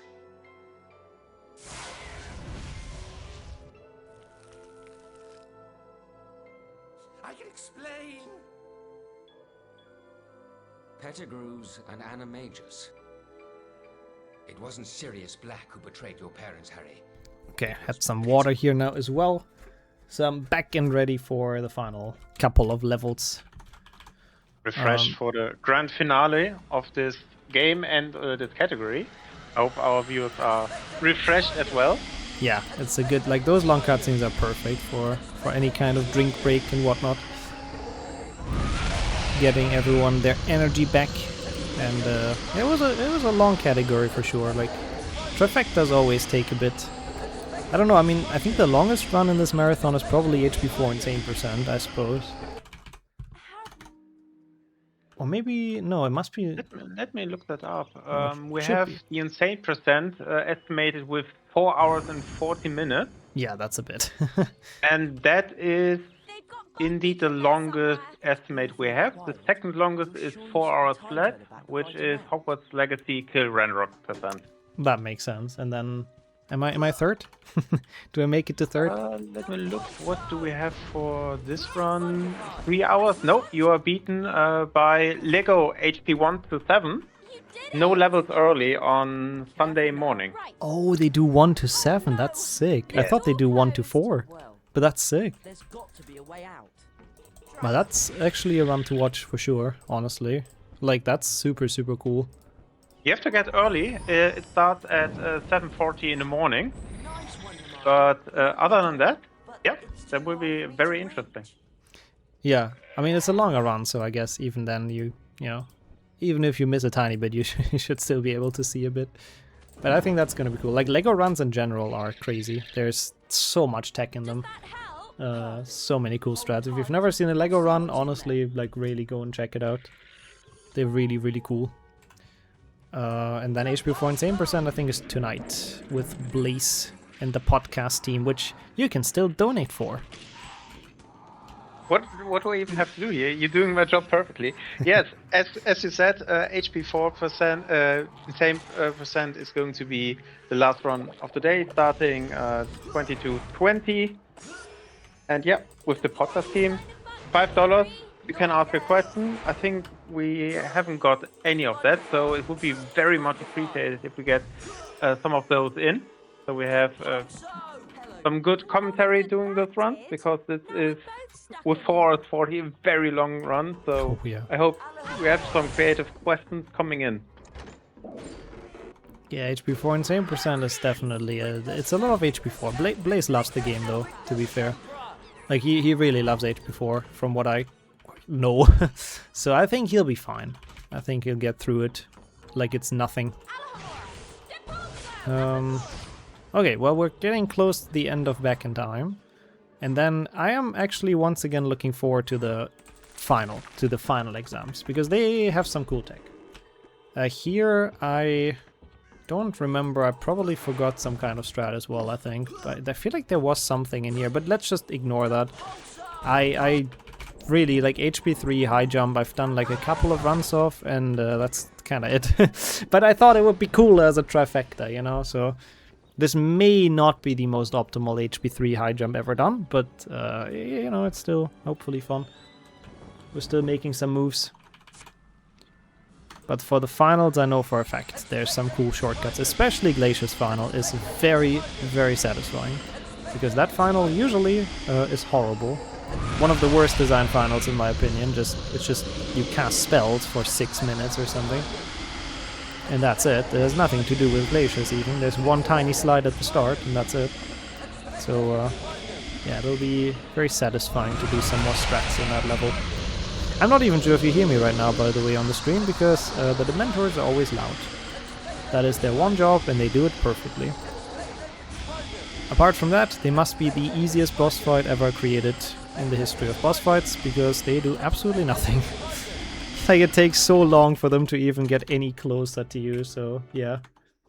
If anyone actually dies to the Dementors while not being blindfolded or something, then I don't know. I don't know what you're doing, to be honest. Like, I do believe literally the only time I've seen anyone die to the Dementors was during a blindfolded attempt. Apart from that, I just don't think it can happen, to be honest. But anyways, we've made it to the finals, I guess. Or if you modify it in any other way, yeah, like speed upgrade or damage upgrade for the Dementors, something like that. Oh god, that was kind of a bad start, that's fine. So we play this a tiny bit safer now. And I'll try the big swing, but it'll be a bit difficult because we have, you know, a very high jump. Yeah, there's kind of no way to get all the way, but as long as we get onto this Carpe... Oppa. Yep, that worked, I guess. As long as we get onto this Carpe, I am honestly happy. Carpe swing up. Doesn't really even matter what cycle we get, because we have high jump, so we can just do this. And... you know, this is usually a very difficult strat. You can do this with Carpe Retractum from the other room, but it's actually very difficult. So with high jump, it's just one click and it's kind of really easy. And yeah, this we have to do anyways, because it opens the path. Oh god, that's not what I wanted to do. Oops. That's fine. Let's do that, like, maybe a little bit better. Thank you. But still not great. Oh, that is still not great. The high jumps here are actually kind of more of a hindrance than anything else, which is interesting. Oh, that's cool. Sister's birthday party sounds great as well. Just, you know, out of the HP context. That sounds awesome. Have fun with that. Can Ron please get up there? This is a horrendous Carpe final, and we will also forget about this very, very quickly and just go to the actual fun splits, because this one, and now for real, is actually pretty cool. You can't really go in the middle here because it's just one big, like, wall, but Hermione can super easily make this. Even if you fall down here, it's... oh, there's a problem actually, never mind. I thought it wouldn't be, but that's fine. Can just go back into the window all the way through. Super easy, don't even need the bunny for it. Solving that entire segment in nothing. And, well, here, unfortunately, high jumping is not gonna save us, because this needs the dragon. And actually, the dragon is, I guess, the only thing you can control that does not have any kind of movement modification. So this is just the standard dragon movement.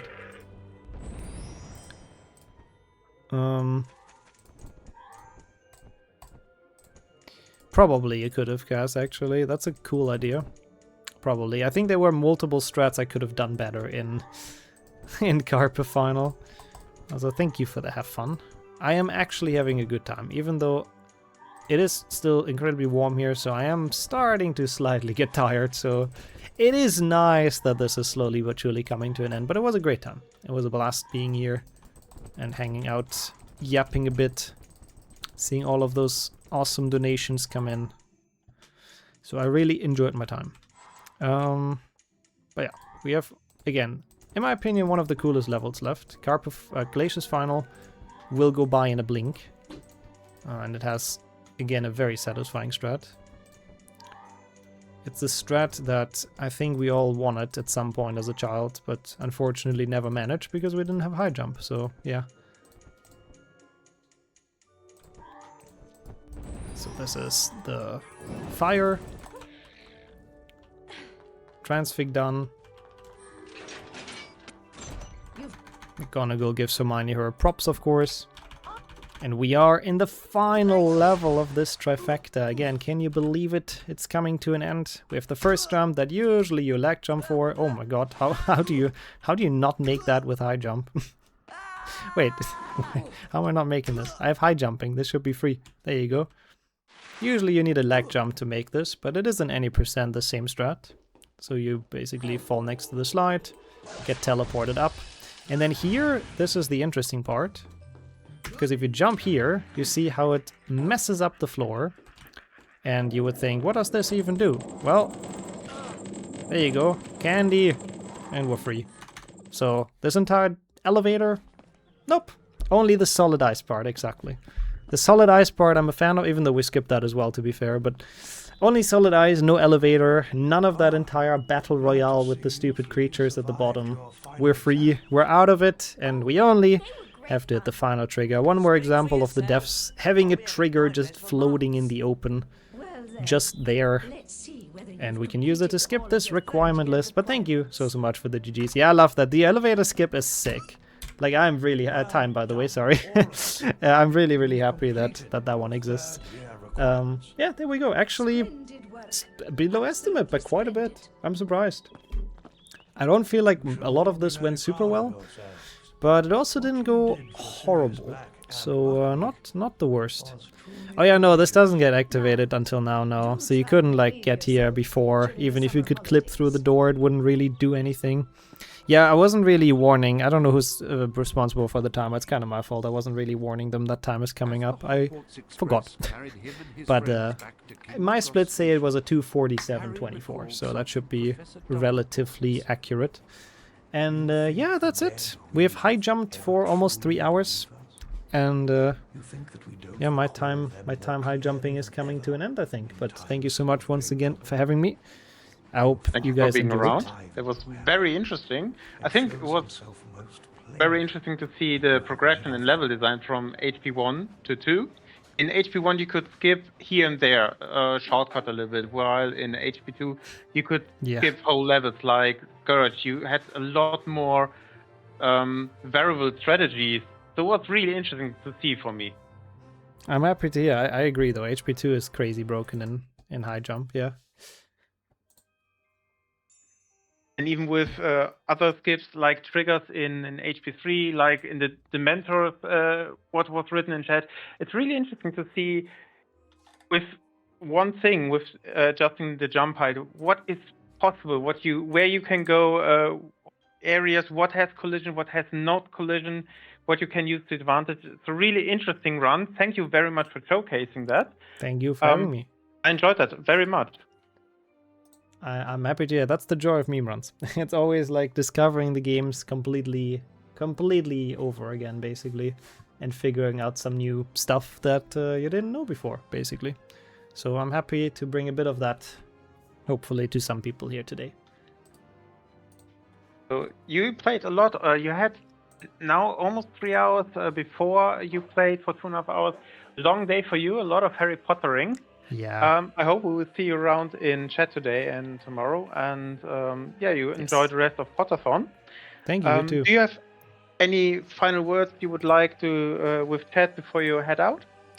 I mean, yeah, thank you to people for watching as well, of course. Saw a lot of familiar names in here, so very kind that people checked out the runs as well, and Potterthon in general, of course. Cheer people on, make it an overall fun time for everyone around, of course. I mean, the audience matters a lot for marathons like that. And yeah, as I said before, thank you for having me, for having my both of my runs in, and also on the same day, which I'm quite happy with. I specifically kind of requested that, so it wasn't too many hours of HP for me today. It was basically like a normal stream. So yeah, overall, thank you so much for having me, and GG's for reaching $701.81, I think. Yes, it is cents. Yeah, it's a great number. We made a lot of progress in the last 3 hours. I hope we can continue that. I hope so too. We will go into transition in a couple of minutes. The next run is scheduled for in 40 minutes. We would like to bring that a bit forward so the gap isn't too long. It will be HP2 PC. It's a blackout. It's said Fog of War. I'm not sure really entirely what that is.